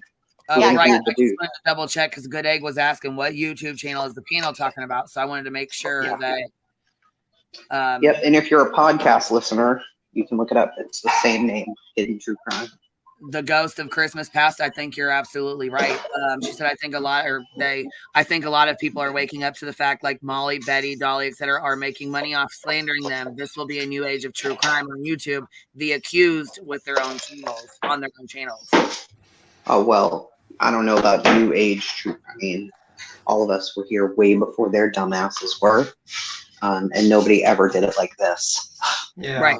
They came out with this bullshit trying to make it the new way. Well, I mean, it ain't. Yeah, but this is garbage. It's nothing new. Like Nancy Grace did this. People to make their own channels. Nancy Grace didn't do this though. Have you ever seen Nancy Grace going and? I mean, I don't like Nancy Grace at all. Either, but she's not as bad. And doing them like JLR and Betty and them. You know what I mean? Yeah, but she's done she's accused people of things that they didn't do. She also there's also like one lady, like two ladies that she's like, because she guilted on her airwaves, they committed suicide. One lady lit herself on fire. The other one, I don't know what the cause of. Yeah. So I mean, crazy. So it's like the second lady, I'm kind of understanding why she was guilted a little bit, because she basically, what happened was the second lady basically was drinking alcohol and she rolled over her kid while drunk, and that kid died. And she was demanding this woman be arrested, so she was pouring glasses of wine or something on the air and guilting her. And the lady, I heard, lit herself on fire out of guilt. And the other lady, the first lady, was just basically, Nancy Grace was like, yo, you should have kept an eye on the kid, and just guilted her on the air, and then she committed suicide. So, you know. Some of these people, man, I swear. Okay. I mean, I have to get the names And exactly. Nancy Grace right now chasing is all over Chris McDonough's ass, a fangirl and him and his Melinda podcast. Duckett, is that who it is? Melinda Duckett or Duquette? Is that who it is? That's. I think so. I gotta read it. Yeah, I think that's the one. I just gotta make sure. Yeah, that's her. That's the first one. Yeah, that's the first one. The second one wasn't. Yeah.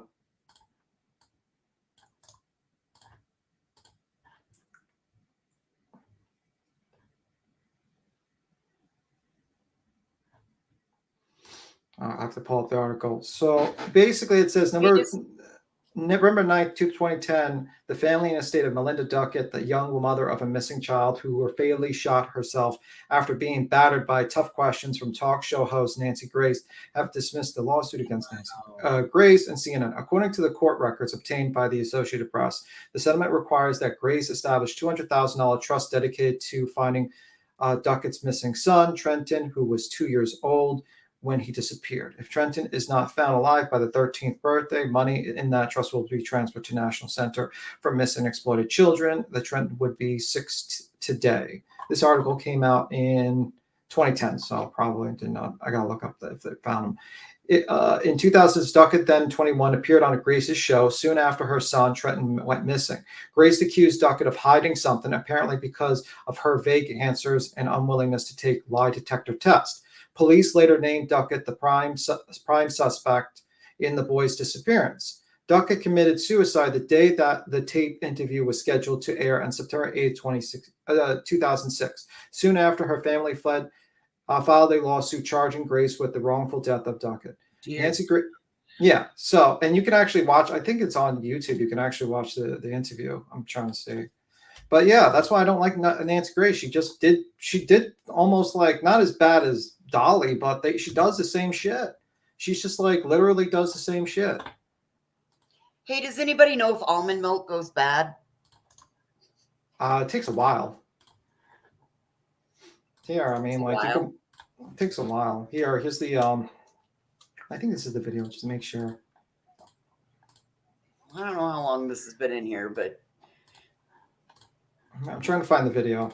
I'm out of creamer, so I was thinking I would just use this almond milk, but I don't know how long it's been in here and it's been open, so I was curious if anybody knows if it goes bad.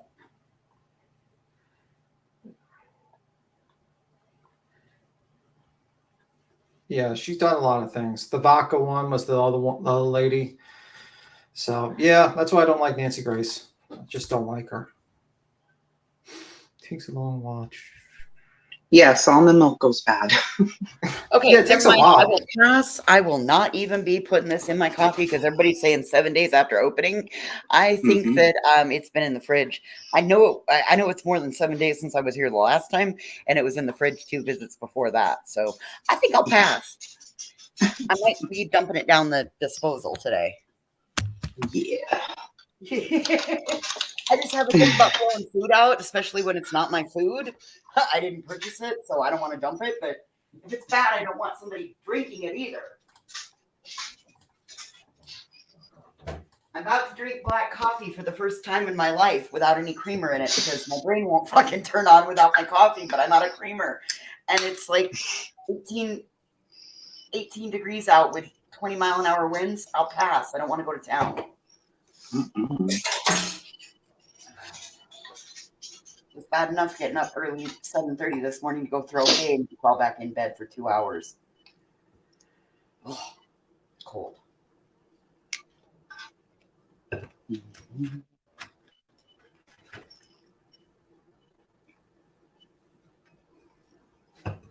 Yeah, it has an expiration date on it. And Grandma Sherry, that's my general. Go milk a cow. I'm sorry, I don't have any heifers around here right now.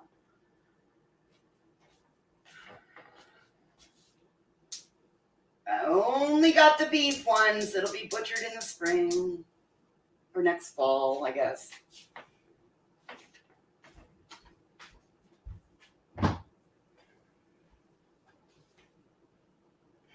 Yeah, and people, if they knew exactly, like. All right, well, think you chew coffee beans before. Right? Milking a cow is not easy, someone says. No, that's what I was just going to say. Like, they really don't know. Yeah, there's no vanilla ice cream either. You got to remember, this is a keto house. Like, dude, I got all the pork rinds and gin. If I decided to, relapse and go back into being a drunk, I could exist on pork rinds and gin in this house for the next, I don't know, 37 years. But where all the vegetables I want. Ugh.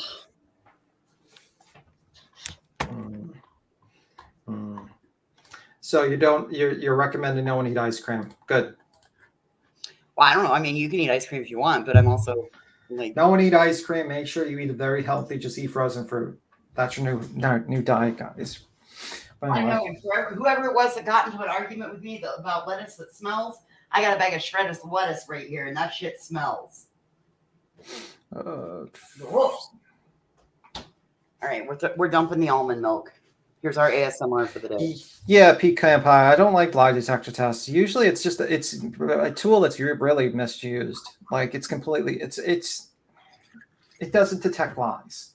It detects what question makes a person nervous or have some sort of anxiety. But scenarios could result in many scenarios can result in a person having like higher blood pressure or being or having some sort of like sweating or anxiety. Like like somebody like me that has hyperhidrosis, could you imagine being given a lie detector test? Yeah, I mean, and that's the problem. High anxiety. Oh my God, I would fail every time. But unfortunately, a lot of people 10 years ago or more used to use that as a gold standard for figuring out if a person was like lying and all that stuff. And it's just unfortunate that people just completely misunderstood. Even the inventor of the lie detector test, or actually, I shouldn't call it the lie detector test because I'm already screwing myself up. Polygraph. Said that's how ingrained it is in your head. I'm even saying it. The polygraph basically regretted his decision. Like he regretted his invention. Because he saw the police misusing it completely. Unfortunately, so. And it's not admissible in court cases on the norm. However, they can use knowledge gained from the polygraph to take it into parts of their investigation. Yeah, I mean, you can figure out you have to get someone first off trained. Like a lot of times there was and you got to get I think the computer system and everything. And you also have to figure out it's just a tool. It's really just a tool. Good egg. It's all based on the administrator of the test and how they interpret what the test is putting out. Correct. Thank you, good egg. I couldn't get the terminology right. Yeah. And I think a lot of people just misunderstand it because pop culture has taught everyone to think it's a lie detector test and all that stuff. And it's still to this day, people keep on saying, why don't you take a lie detector test? Why don't you take it? It's like, it doesn't matter. Like, unless you have someone trained to actually figure out the right questions and figure out and being part of the investigation, it's completely useless as a tool. If it's not appropriately used in certain circumstances. So that's just my thought on lie detector tests. But unfortunately, people just want to look for the easiest answers. I'll go back to my favorite podcast obsession right now. It's called the Hide and Seek podcast with James Bazemore. I listen to it on Google Podcasts every Friday. There's a new episode put out. He's going over the case of Brittany Wallace, who disappeared from Sturgis, Michigan. They just gave, there was just a couple episodes ago, they did a polygraph on Brittany's mother, as well as Brittany's best friend. Oh God, I can't think of the best friend's name, but the mother passed and the best friend showed deception all the way through. Yeah. I mean, and there's been serial killers that have passed the lie detector tests like with flying colors. It just depends. Some people you can train, or some people that just like they can just pass it. Just simple as that. So it's not a perfect science. It's unfortunate that a lot of people got into trouble. Like Chris McDonough used, I think, a stress analyzing device that was literally, yeah, and he completely fucked that up. And also, the guy who invented it, I think he got his psychology degree from like 6 weeks of reading the Bible. Wahoo! I found a little bit of creamer in a. Oh, no black coffee for this girl. Sorry. You should drink black coffee. Drinking not black coffee is sacrament. Like it's sacrilege. Creamer, and I just put a little dash of vanilla in my in. It's just some plain ass creamer, and I drink instant coffee anyway. So. No, it's science. The problem is that it's like the administrator can get things wrong. For instance, for the Oakland child killer case, the guy who did the actual polygraph put Chris Bush as a pass, and the other suspect as well as a pass. And then years later, when they actually read the results, they says, "Oh, the second guy would have absolutely failed 100% on the questionings on the murders, and the first guy would have maybe passed, but probably not." So it also depends on who's reading the tests, how they're done. And the guy was actually interviewed, and he says, "Yeah, if they would have used today's technology, like, you know," he was like, "How did they pass? I don't know." It's pseudoscience. It's kind of like science, but kind of not. Yeah, it's just basically reads if you're stressed, sweating, you know, blood pressure, things like that. And it's just, could it be used for interrogation? I think it's more like a mind game type of thing.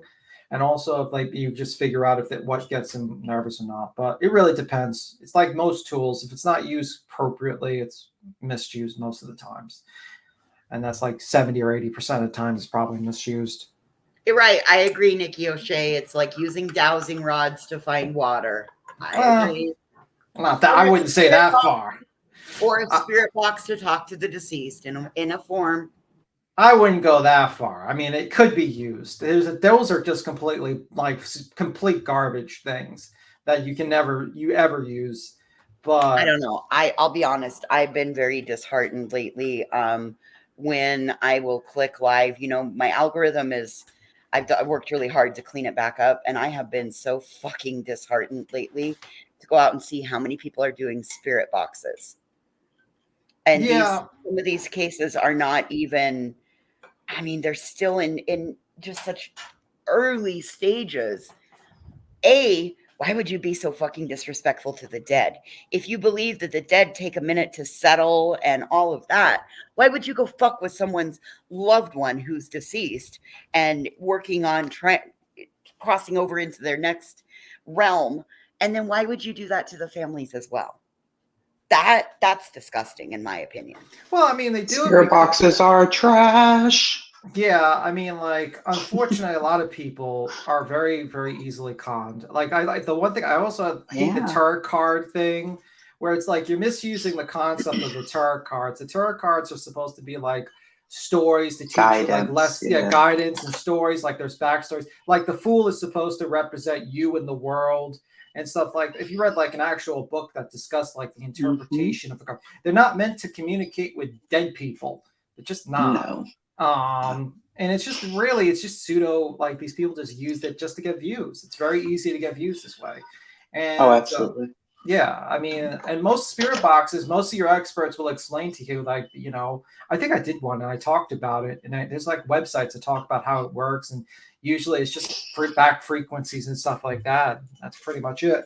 I mean, there's one guy who was doing, I'm trying to remember who was the spirit box. I called it supernatural grift. I thought I called it. Well, you got to think about it. If you can download an item to your telephone that mainly is only in English, and you are some random ass 19-year-old who just started a YouTube channel, and you think that you can talk to Biggie fucking Smalls, you're out of your mind. Yeah. Nobody is coming to talk to you, ma'am. I wish they talked to them. to be honest with, so they can be haunted. So and do they can be haunted and like being part of a horror movie and learn their Yeah, you lesson. got to think about it though. I mean, it's an app that anybody can download, and there are hundreds of them, thousands. So which app is the right one? Which app is the one that the dead people talk through? You know, Which one? So what, when you die, do you get a choice of apps? You can use I these think apps so. to Yeah. communicate with your loved A one. through C, only use these. D through G, use this app on iPhones only. You know, I mean, come on, give me a break. It's so wild that people really believe. Like, I am all for the paranormal stuff. I'm all about it. Yeah. I used to read tarot cards a long time ago. But, you know, for guidance. I used to go to a tarot card reader. There's a place called it's in Braintree, Mass. It's called fuck, I don't remember the name. It was so great though. I loved that store. Mm-hmm. But you can't download something from your fucking phone. You know, that you can't even use sometimes without your Wi-Fi on. So now spirits are talking through Wi-Fi. Like, shut up, stop it. Another thing that gets me is this. It's like, okay, do you guys like a lot of Christian? I notice a lot of Christian people like listen to the spirit box. I'm like, guys, you do realize this is called necromancy, and I'm sure it's against the Bible. Yeah. And like, it is. It's like, I don't think Jesus Christ is wanting you to talk to the dead people. Chasing Notorious Ash says, "Excuse me, Chasing Truth, but Biggie Smalls talks to me every Tuesday at 8. So what?" Of course. Of course he does. At 8. It's scheduled, man. I mean, you know, the spirit box shit, I'm just not down. I believe people are mediums. I believe in psychics. I think that most of them on here are fucking phony. Yeah, But, I agree with that. well, I wasn't going to say Tupac because Tupac only talks to me when I'm in my closet. But no, I just, there's this lady who we watched her go in the Kanika Jenkins case. And she started with like bullshit, nothing. Yeah, her name is Candace. And all of a sudden, she's talking to every dead person ever, bitch. Yeah, there's a lot of And them. it was psychotic. So all the dead people talk to you, not like some dead people, not the people who just crossed over, but like any dead people. You could talk to any dead people. You just call them.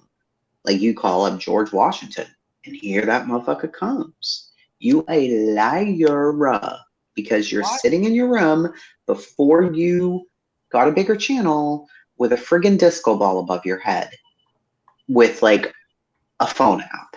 Nobody could understand what it said, but you swore you did. Yeah. You're a scammer and a liar. And it's very disrespectful to dead people. Like, yeah, you know, I don't it's know. awful. I still give the glare the shit for him sitting on that panel with that fucking voice of that spirit box guy a couple of times. I still give him shit. Yeah. Like, Yeah, I mean, I'm sure there are some people who really are gifted in some ways and have, you know, abilities. I don't know, but come on. Yeah, Captain Apton, Candace is ridiculous. Absolutely. I mean, I went to a woman, her name is Maureen McCormick? No. Maureen. What the hell's her name? Hancock. Maureen Hancock, right? Yes. She wrote a book called, the hell's her book? And I even gave it to my mom. Oh, it's definitely not. Okay, apparently another lady named the same thing. It's My Pussy and I'll Do What I Want. Wait, what? I don't think that's what I was looking for. Yeah, okay. I'm happy for you, ma'am. Yeah, thanks, Google. Appreciate you there. But anyway, her name's Maureen Hancock. She's an intuitive reader, spirit medium. She used to come to my hometown all the time. She's amazing. I will say, she's like amazing. She knows, and she's not using any product, right? And she's not generic. She's very detailed. extremely detailed. And the things that she says to you, you're like, you feel like you're going to fall on the floor. You don't even know what you should do.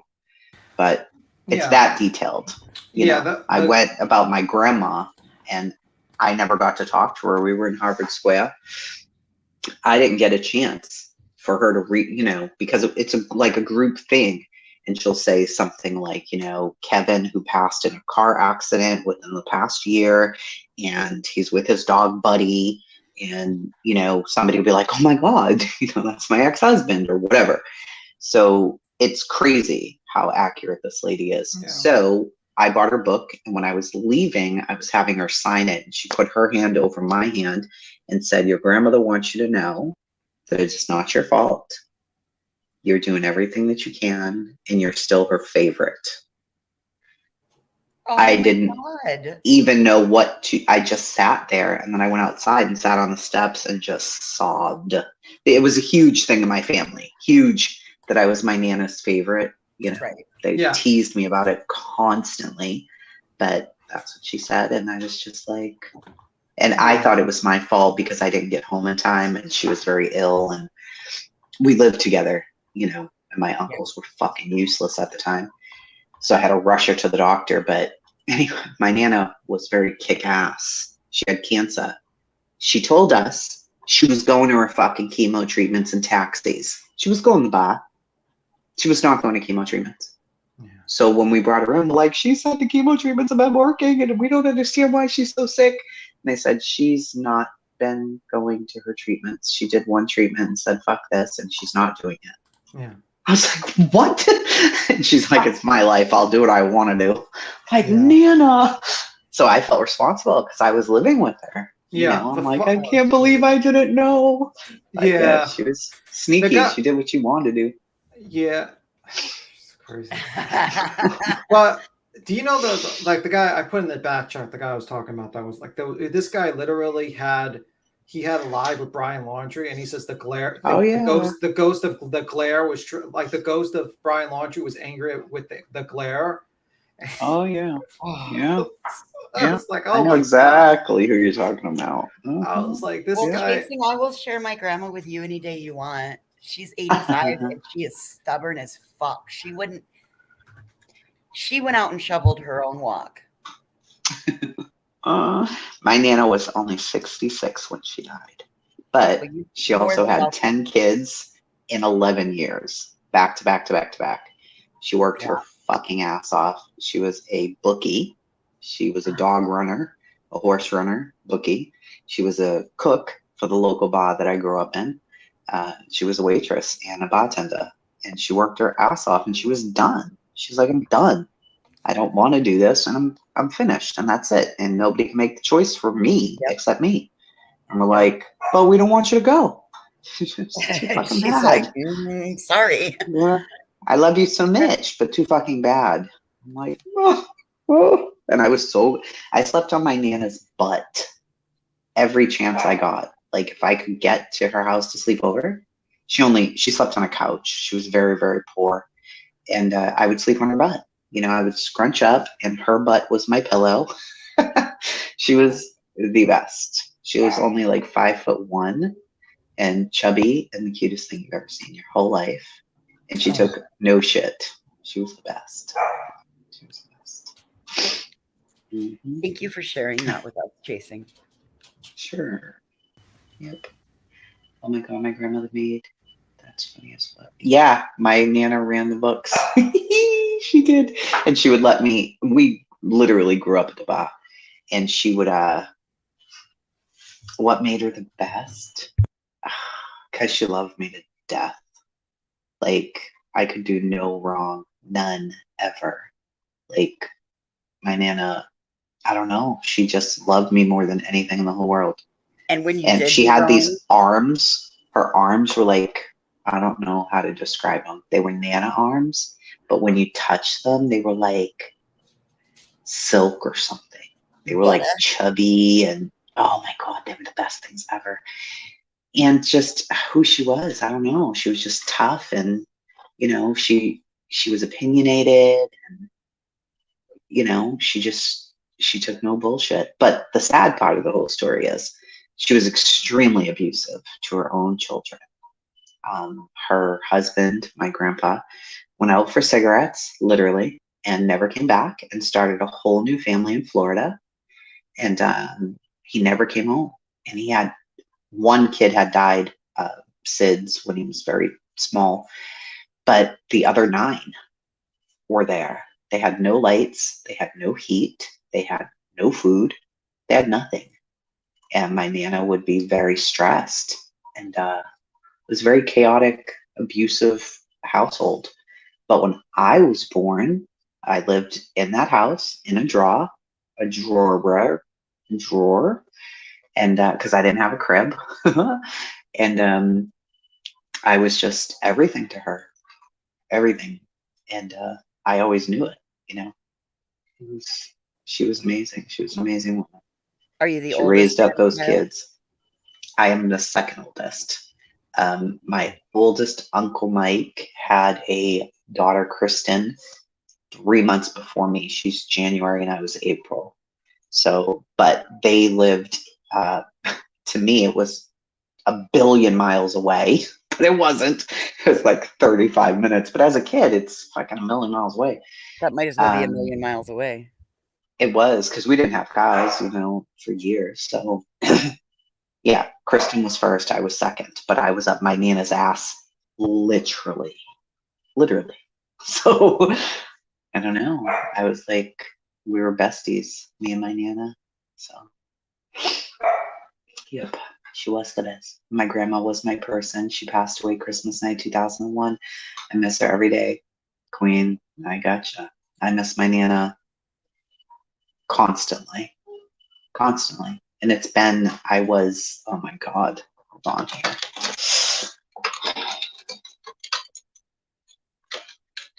Her obituary is still online, so gosh.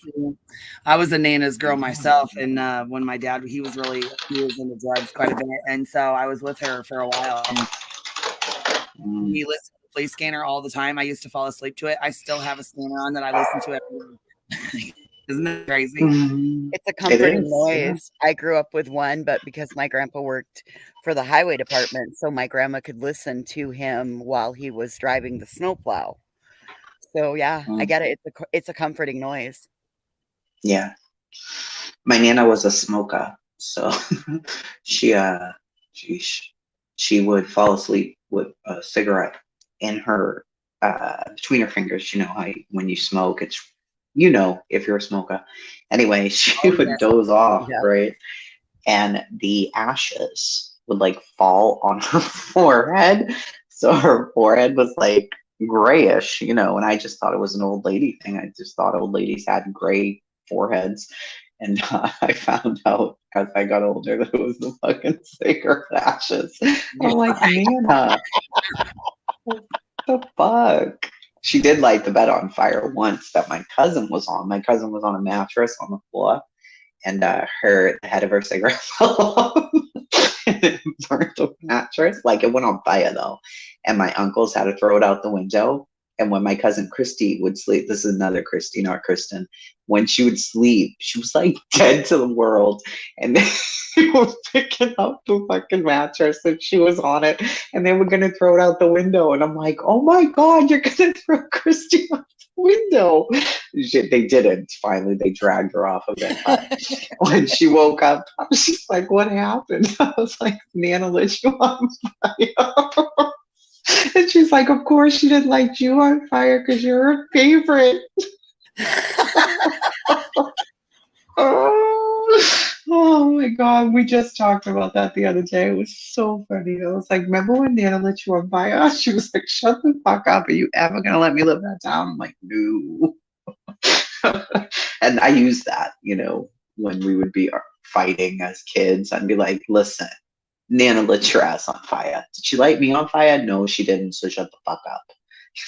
I was a horrible kid. Jesus Christ. Oh, it was so bad. Oh, she was the best.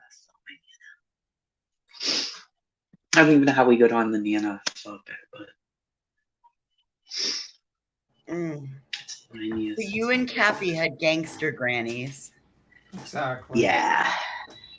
Yeah, for sure. She was.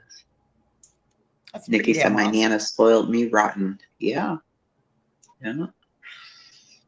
Queen says my grandma had my back. We could absolutely. Now I'm crying. Oh. Yeah, that was exactly like my grandma.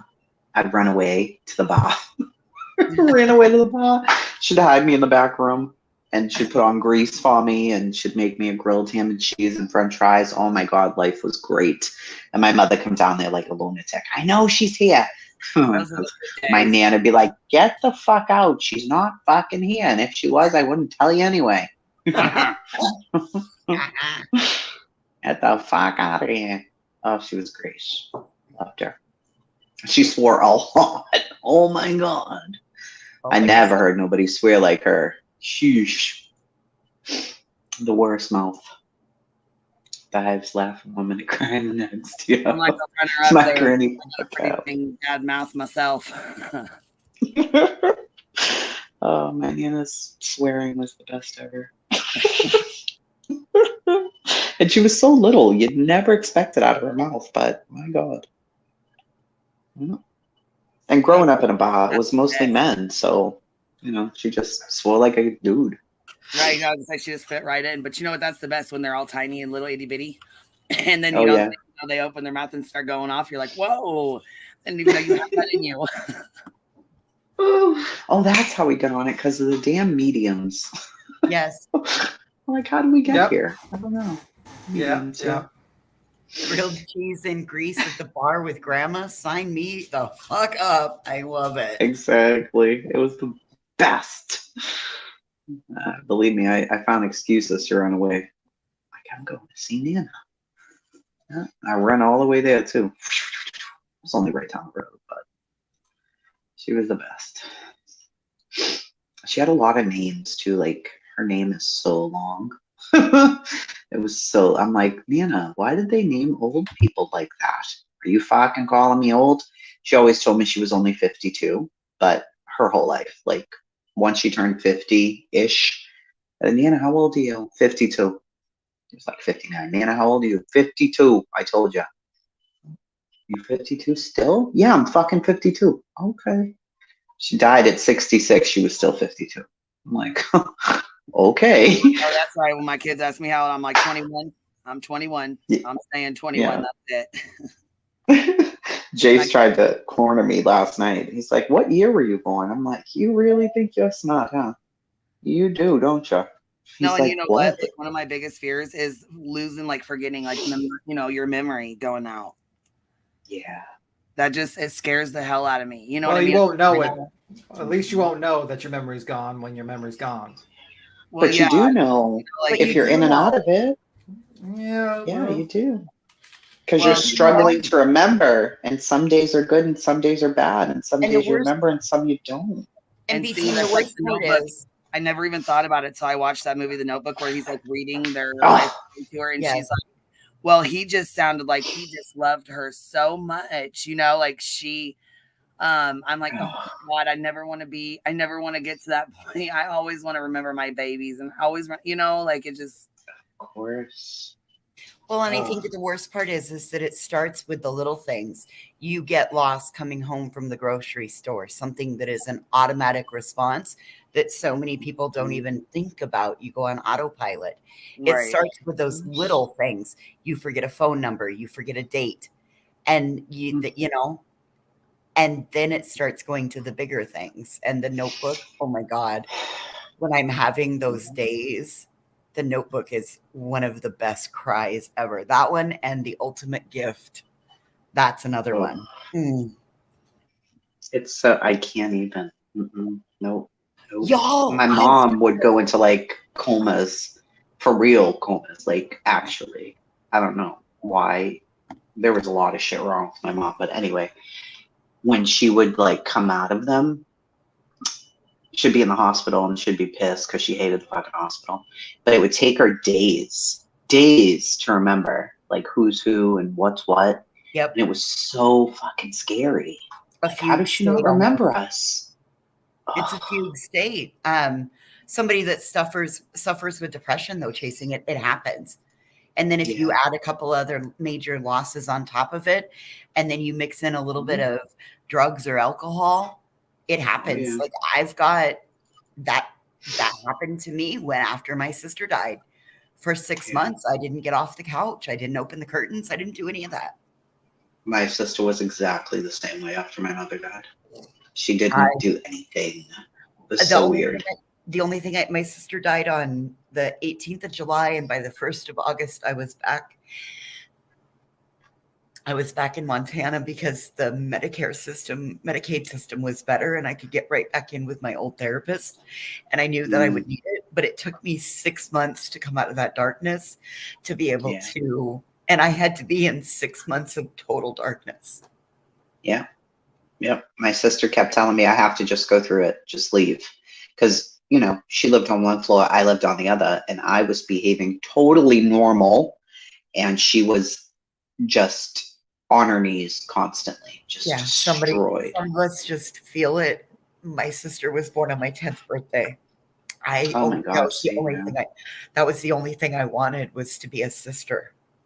And that year I got a pound puppy and a sister, and now I've lost them both. Ugh, that's brutal. Yeah. But it is not easy. These are, at least I can talk about it. I used to not be able to talk about it. I can talk about it now. That's why it's rough. I can understand if it's okay to not be okay, as long as you reach out to somebody. Yeah. And a lot of people don't, you know? Yep. A lot of people don't. I come from, that's part of the reason we have the, here, I'll show you. We have Out of the Darkness and Into the Bighorns, because I come from the state with the 3rd highest self-harm rate in the country. And it's probably because of all the snow. Well, could be. But this was started by a girlfriend whose sister self-harmed at the age of 18, took her own life. Oh, wow. And we needed to do something for Crystal in Crystal's memory. That's beautiful. And we built Out of the Darkness and Into the Bighorns. And it's a self-harm prevention and awareness run that anybody can do. And it gets you back into nature and commune with one. It's a weekend event every July that we put on in the Bighorn Mountains. Wow. That's amazing. So I wonder why you guys have all of that. Because of the ruralness, and we come from the cowboy state where nobody wants to admit that they're weak. Gotcha. It's the cowboy way out here. We mind our own, we take care of our own, and it's awful. And the lack of availability of resources. And small towns, you don't want to ever be seen going into a psychologist's office. Wow. What the hell? Well, because everybody owns guns out here. It's like I said, we're 3rd highest in the nation per capita. Wow, that's crazy. 500,000 in our entire state.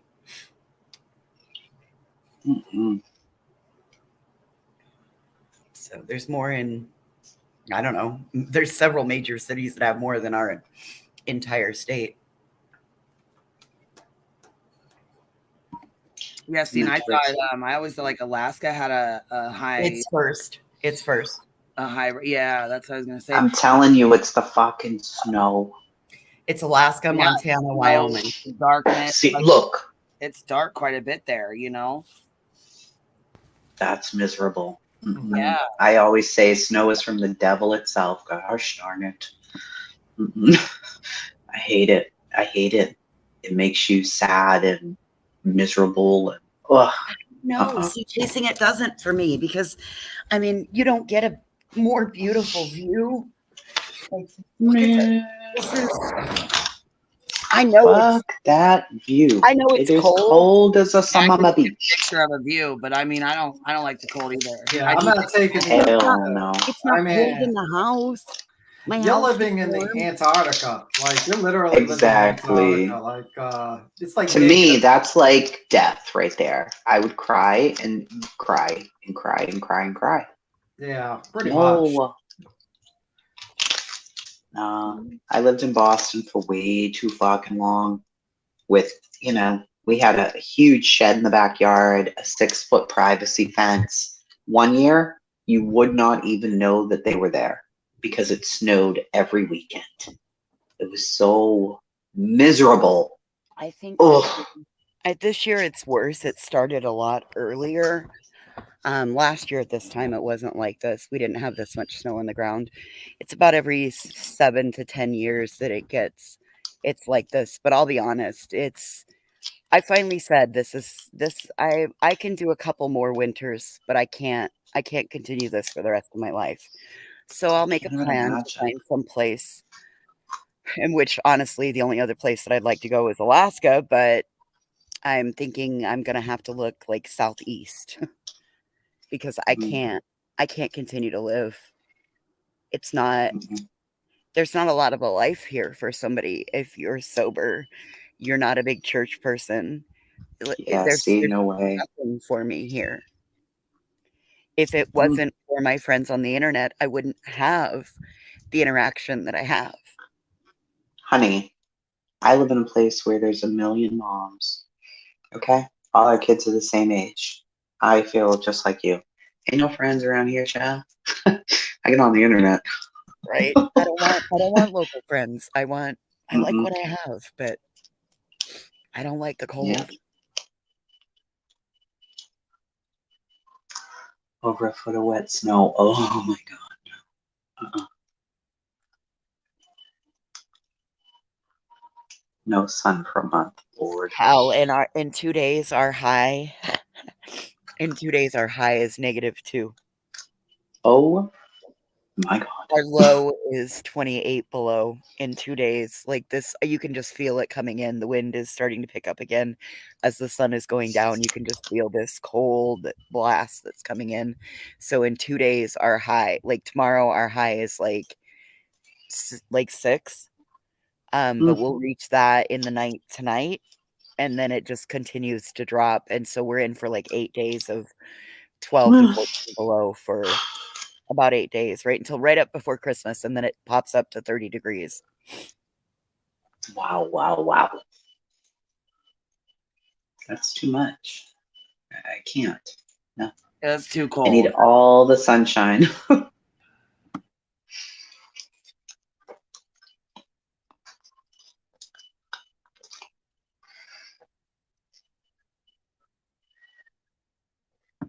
Okay, so with that little girl, is mom missing too, or is it just the daughter?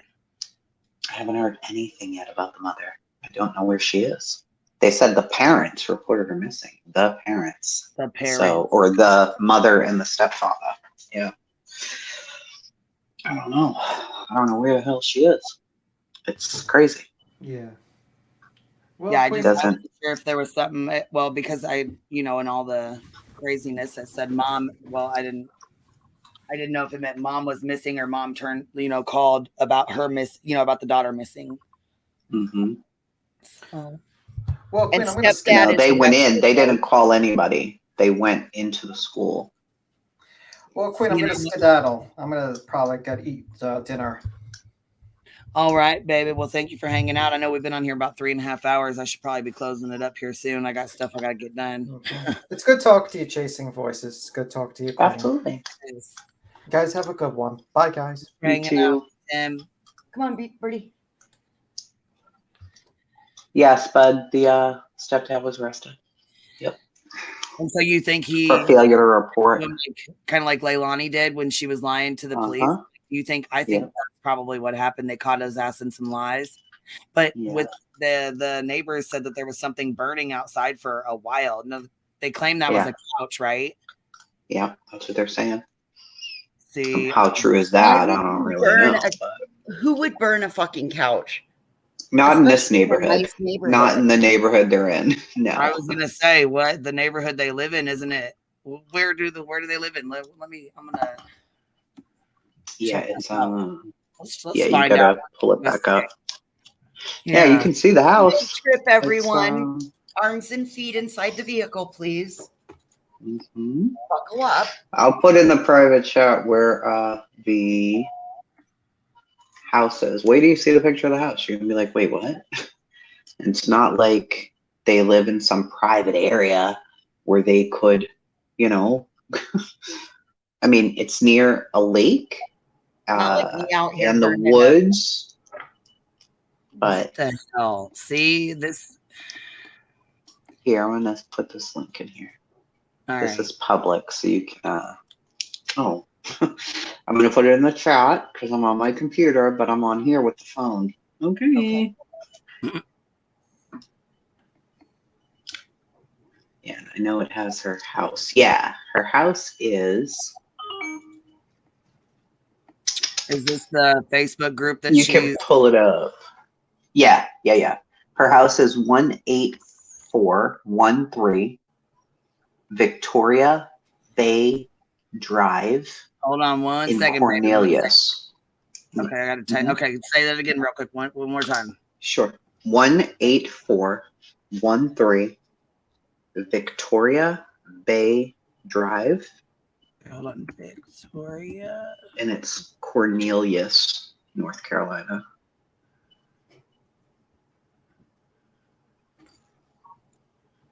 Alrighty, popped right up on us. So hold on. Wow. We're going to... I just want to say before we quit, this has been a really nice afternoon. Thank you. Sorry I got whiny. You're fine. It's okay. I mean, it happens. We all get emotional, you know?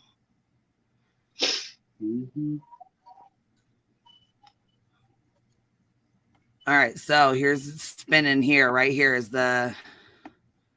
Yeah, and then go all the way in, or click right there and go into zoom into the house, and you're like, very nice neighborhood. I mean, how do you burn a couch back there? What? Yeah, that's... What in the hell? Second. I can't believe there's not an HOA, or somebody wasn't pitching a shit fit about that. Look at this. Yeah, I gotta figure out how to get it onto the view where we can see like the front of it. You know what I mean?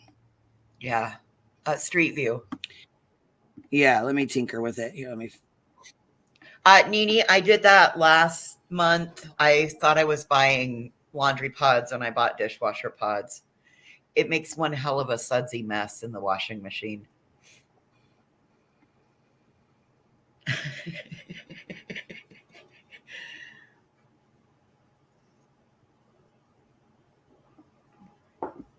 No worries, chasing. Yeah, you would have thought a Karen neighbor, Grandma Sherry. Yeah.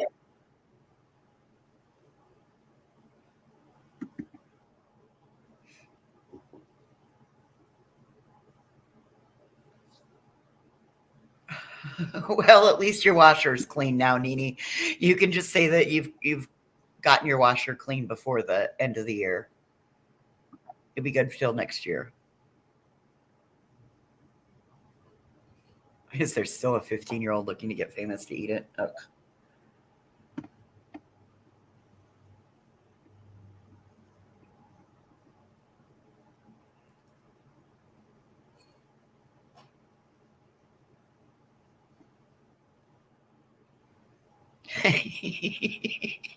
Nobody can accuse you of being a limey. Oh, shit. Lesson learned. Look at pods closer. But I can say I've fallen victim to the same thing on that one.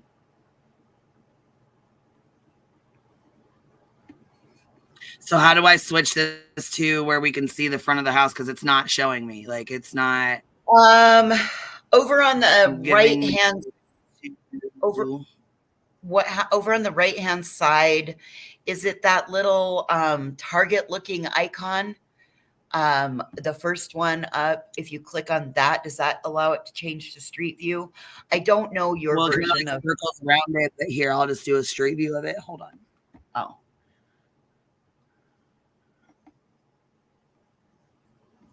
instead of Google, like we'll just do a straight view of it because I don't know how to flip it over or whatever, or why it's doing that. I'm not sure, but it's showing the overhead view, yeah, but not the. Yeah, and I'm not sure how to work that particular program. Mine doesn't look like that. Yeah, it's a really nice house in a nice neighborhood. Yeah, it is. And so, chasing fell off. Well, we lost. Yeah, Chasing. she said her uncle called. Okay, I didn't hear her say that, so I was like, "Oh shit!" I just clicked back on. She was gone. Nope. She typed it in chat. I booted her off or something. Shit. No, she said her uncle. She typed in chat. Sorry, uncle called. So okay, let's see here. Now this brought us all the way out.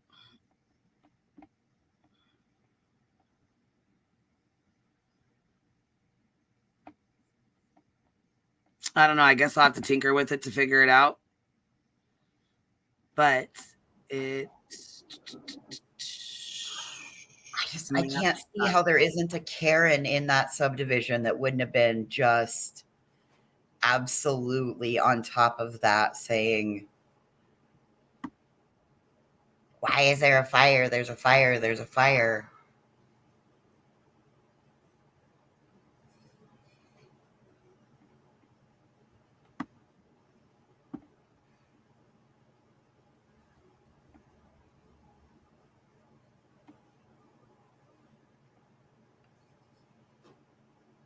That's.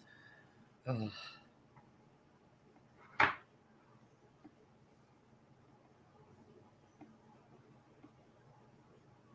Like the smell of the foam burning, and that would give black smoke when it's furniture like that.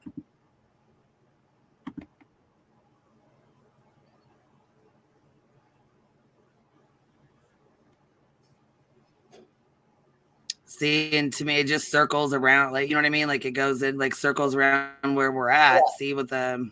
And they might have their. When we go, have that block too. You know, when you go in, it's a nice ass house. So either way, you can tell this isn't somewhere where you just be burning the couch. Look, that one across the way has a pool in its backyard. Yeah, here. Right. I mean, that doesn't look like you're going to get away with burning a fucking couch in a backyard. And yeah, no. So there's a business across the little field from them. That looks like it goes into what, commercial up here to the left, the upper left corner. Back here where it says. Yeah, pet grooming. Pet grooming and all that, yeah. Yeah. Wow. So that goes into like commercial property. Oh. How the hell would you get away with that? Especially it being a corner house right there off of that little road. Yeah, I'm not sure how they thought they were going to get away with that at all. But I think the school, like they said, the school is how shit happened, right? Right. The resource officer, the mother went in and told the resource officer that the daughter was missing. So could it be a case of the mother that talked first, and that's why the stepfather's arrested? Here's the flyer again. And I think level-headed, right? Didn't he make these? I'm pretty sure they are. It's cut off there, but I think that these are originally from his post, and then I shared it from Chasing's. So if you guys need more information or you want to look into it more, that's where I got these from. But this is your stepdad arrested, right? Yep. Failure to report the disappearance of a child. Good. Pecan Pie says they thought they were going to get away with it. That's why I think they didn't report it. I think they thought they were going to get away with it because Christmas break, Thanksgiving break, you know what I mean? Right. Using that to their absolute ability. Pecan Pie also says, Queen Bee, there's footage of 2 of the Idaho women downtown on that night. So they must have found more footage of Maddie and Kaylee.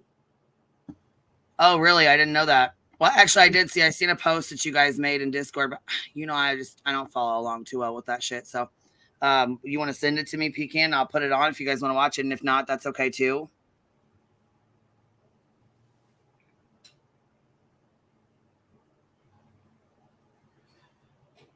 Well, good morning, Cap.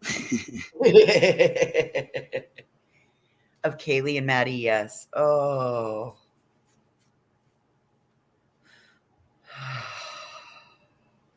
So, okay, I'm gonna go check it out. We'll pop it up real fast before I was gonna get off here and get shit started, but we will pop it on real quick. Let's see here. Okay.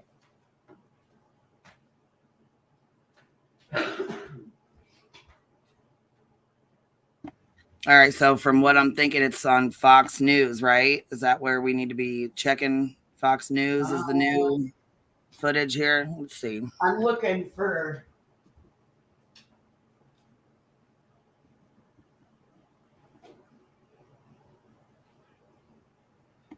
Yep, it is. It's right here. Let's see. So, okay, Idaho murder surveillance image appears to show Kaylee and Madison hours before the slayings, which we already knew that. We knew that they were seen on the truck, right? At the grub truck, yeah. So is this new footage that they were not, that they were, let's see here.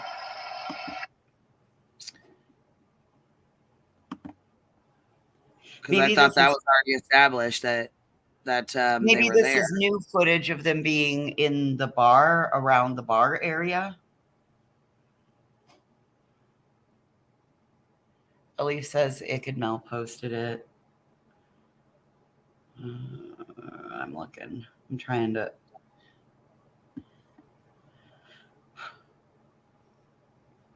Well, what's the date today?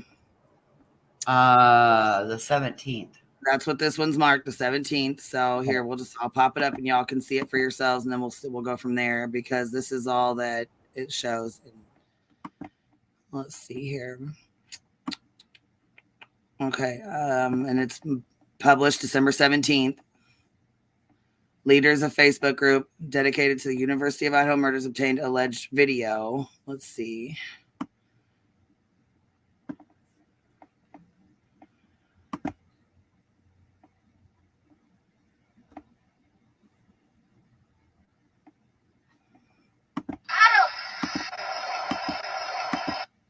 Okay, I can't get it to play from the start here, but we'll try it again.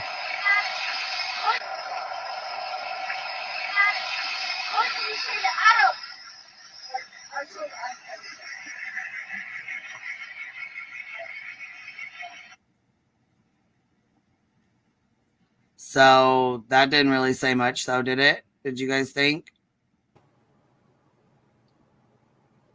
I didn't show very much for me, anyhow. I don't know. I'm not seeing that. I see that it verifies that they were downtown.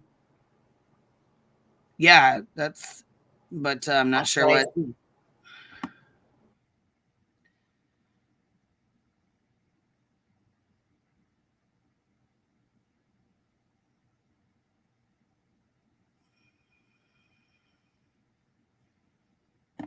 I don't know. Let me go grab my charger in case I'm missing something, because that's all I'm. I think it's just footage verifying that they were downtown. They were with a guy, Adam. Lily White says I told Adam everything. So that's all they say is I told Adam everything on there. Who's Adam? I don't know who Adam is. Oh, great! Now we've got now to add to the Jake. A Jack, and an Adam, and an Einan, and a fake screaming neighbor, or a fake neighbor with the scream that Joseph found. Tina 72 TC 72 says Discord. Yeah, that's the same one that just pulled. That's the same one I just pulled. But let me go here. Adam, I'll grab my charger. Hold on. Okay, is Adam hoodie guy? I couldn't understand what it was saying, but I don't have my earbuds in either. I'm just on. The pellet stove is running, so it throws it off the audio a little bit.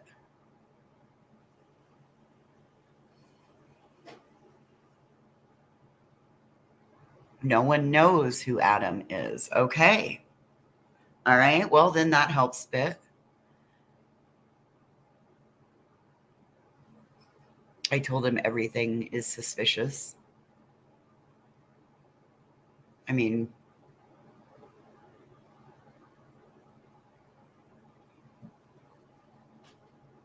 yeah, that does kind of set. I'm trying to figure out how you could use that in, like, if you were giving instructions about the house, maybe we're going to be gone. You got to check on the house, make sure the pipes don't freeze. I told him everything on what needs to happen. I don't know.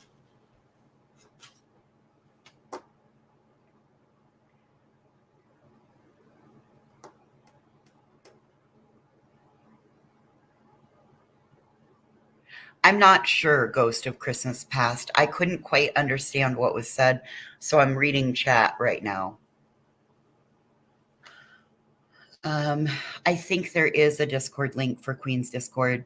One of the mods would have to listen. You will see. Listen again and you will see. Okay. Well, when she gets back, she had to go grab her charger. I'm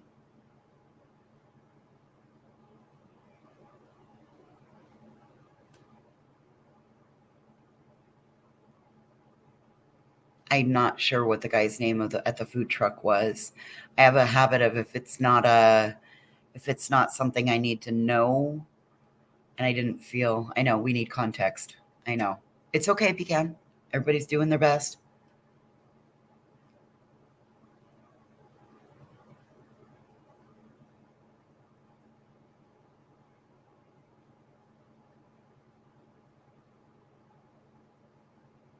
Adam and him can sound similar. That's what I said. I wasn't sure at what it was. If it was I told him everything or I told Adam everything. I couldn't tell.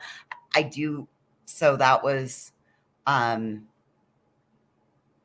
told him everything. All right, so as you say, is that okay? So did you find PK code? Yeah, I was just reading what the chat was saying. That was all I was reading down comments. And I agree with Ghost of Christmas Past, because if the audio is unclear, Adam and him would sound similar. Yeah, they would, for sure. And that's why I couldn't understand.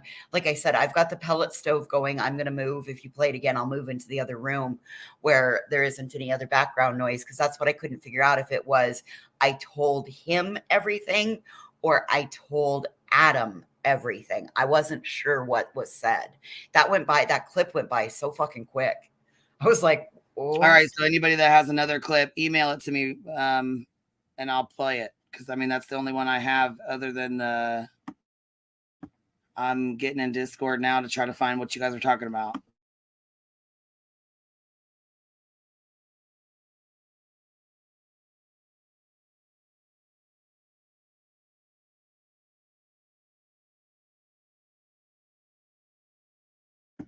So the one I have here is the same one we just played, which to me kind of, it's the food truck thing, ain't it? Isn't that where they're standing outside the food truck? I think it was, yeah. It looks like it's downtown there. Now that you say that, I think it was in that same.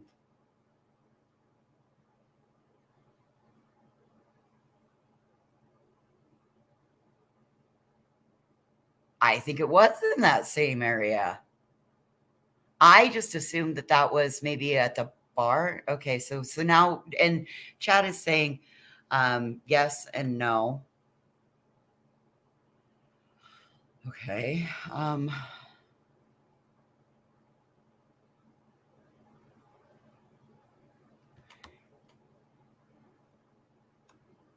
Let's see. Let's get up here. What did True Crime say? True Crime Dime always comes in. It says Adam twice, Kaylee says it, and Maddie says it. It's before the food truck. Okay. So what we saw is it. It's like a still with an audio recording.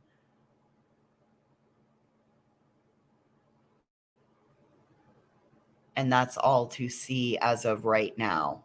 It's a still photo with audio recording done before the food truck, and they're walking downtown. It's on a random security video. Okay, that makes sense. So they're walking from the corner club to the food truck, and that's just on a random business security video.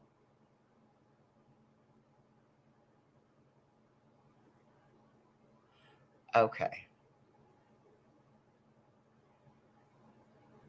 Yeah, they're saying before the food truck. So they're walking, so they've left the club and they're walking to the food truck, and a business on their walking path picked this up. Right?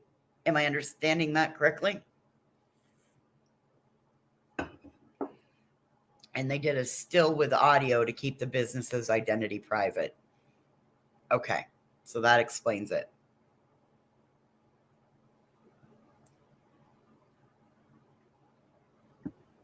Yeah, so the only one I found is the one we just played. I'll play it again, but it's the very top one, and it says, up here, Idaho murder surveillance image appears to show Kaylee and Madison hours before slayings. And then it's got the video. So we'll put that back on then. Hold on one second.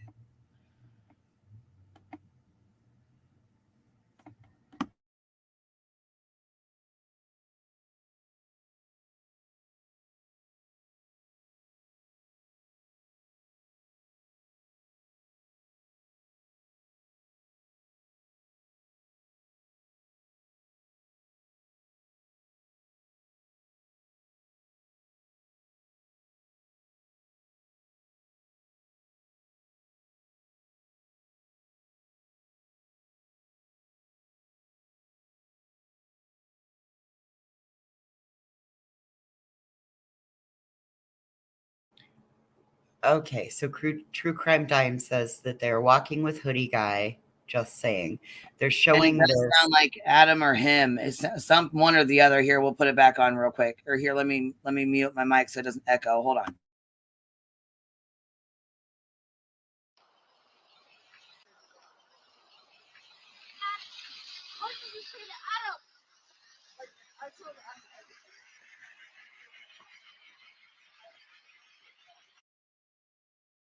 Yeah, that's hard to hear. I hear the word Adam.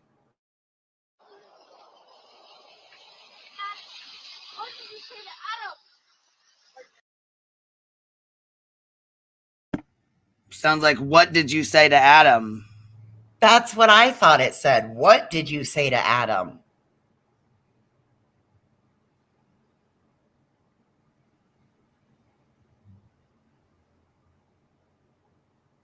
Okay.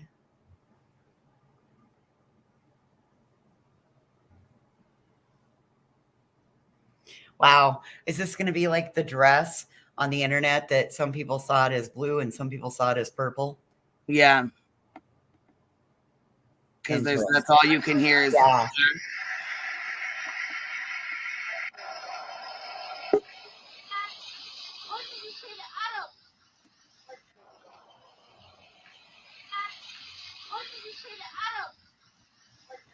What did you say to Adam? That's what it sounds like to me too. I don't know. I guess I could be wrong with that because it says to me, what did you hear? What did you say to Adam? That's what I heard it say. What did you say to Adam? Yeah, very odd. Something to think about. I'm sure people are going to be going over it. You know what, though? It needs to be slowed down.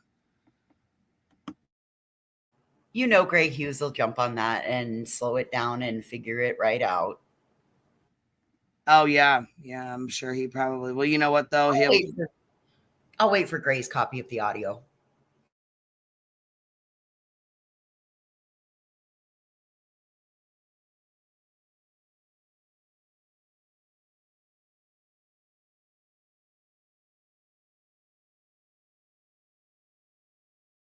Yeah, because even listening to it by myself, you know what I mean?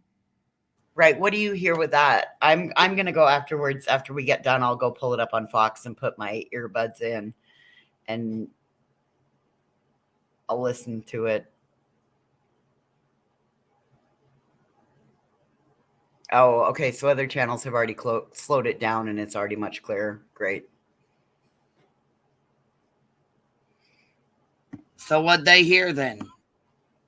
Well, yeah, please type it into chat what they've heard. That was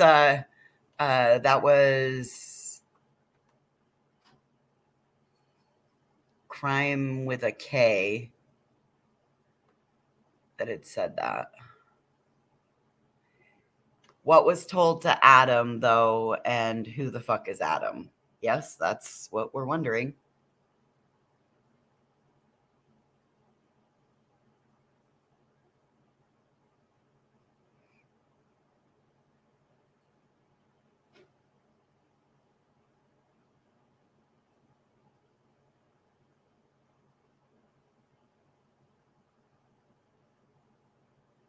What did you say to Adam? I told him everything. Okay.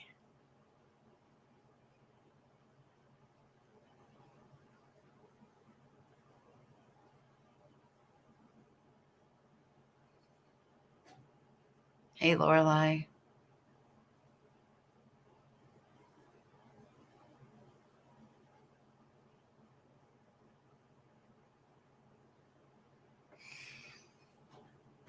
Yeah, that's what I'm hearing is why did you tell Adam?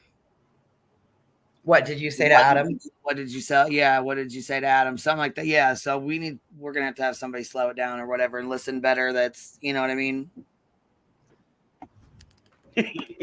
Somebody that's more auto. Well, and they're saying in chat that it's been done. Maybe Ickadmel has it. They said other channels. Yeah, I was gonna say I'm sure he probably did it, or like the news stations. I'm sure somebody's fucking done it. Gray will do it, but at least to slow it down and see if there's anything else in there or if we missed something because Hey, citizen sleuthers, sometimes I believe they can do good as long as they're staying within their boundaries. You know what I mean? Yeah. Yep. Well, and I think, right. you know what, like it's good to have, it's good to have social media can be good in some ways and it can be terrible in other ways. You know what I mean? It agree. It can do a lot of damage, It but can it can help. also. Yep. It can also hinder. Yeah, for sure. For sure. I think police a hell of a lot more to deal with when they're dealing with social media and dealing with I agree. The real, so like tips and stuff that come in. I'm sure they probably start asking specifically, is this from the internet? Are you from this town? Or you know what I mean? Like start asking more. Where did they come from? Where did you hear this? Where are you? Yeah. Did you hear this on social media? Was this from a Facebook group? Was it, like it's just right. Are you local to the area? Do you have? It takes a lot longer, I think, for the investigations now that they have to, go the social media route, check the groups, check things that are said. You know what I mean? Like rumors, like the Joseph Morris thing. You know how many calls they probably got about that fucking scream? I agree. I'm sure the police station was blown the hell up with phone calls about the scream and what's going on and where did this come from and did you talk to the neighbors and are they aware and the parents calling, why did we hear this on the internet, not from you guys? Where did this scream come from? Have you heard this? I also think that what we checked out at the beginning of this with Truth and Transparency pulling what she pulled by, I did a Freedom of Information Act and she got footage from a month before. How does that? 6 weeks. So it's December 17th today, and she got that from September 1st. Yes, ma'am. And it was a month. That was over a month before. We're looking like 7 weeks ago. Right. So what is even that? How does that help? That doesn't. And I finally remembered the name of that form. It's a 35C. That's what she was trying to get Watts. Yeah, see, I don't know. That case was, I mean, he admitted right from the jump what he did. I don't know how it went for so fucking long. That case went on forever. People talk about that. They still talk about to this day. They still talk about Watts. There's people that are still going live about Kylie Rodney. Yeah, yeah. But Watts was like years ago. You know what I mean? 2018. The Watts case took place in 2018. That's how a lot of us got here, though. All right, lady, you're doing your other one tonight too. You're doing another live in a little bit. You know what? I don't know. I've been on here a while. I got to get I got to get my stuff done, and if not, I might change it or like make it later or whatever. But yeah, it definitely needs to be talked about for sure because I tried to handle shit privately, and motherfuckers want to be petty. So fuck that. I'm not gonna play that shit. Not gonna fucking play that at all. So. Well, I will sit back and absorb. I don't reach the fuck out to me, email me, get a hold of me in some motherfucking way, or yeah, it's gonna have to be done. It's gonna have to be done publicly, and I don't want to do that. I really fucking don't. But I'm done with the bullshit too. So, and on that note, y'all have a great day, and I will see y'all later.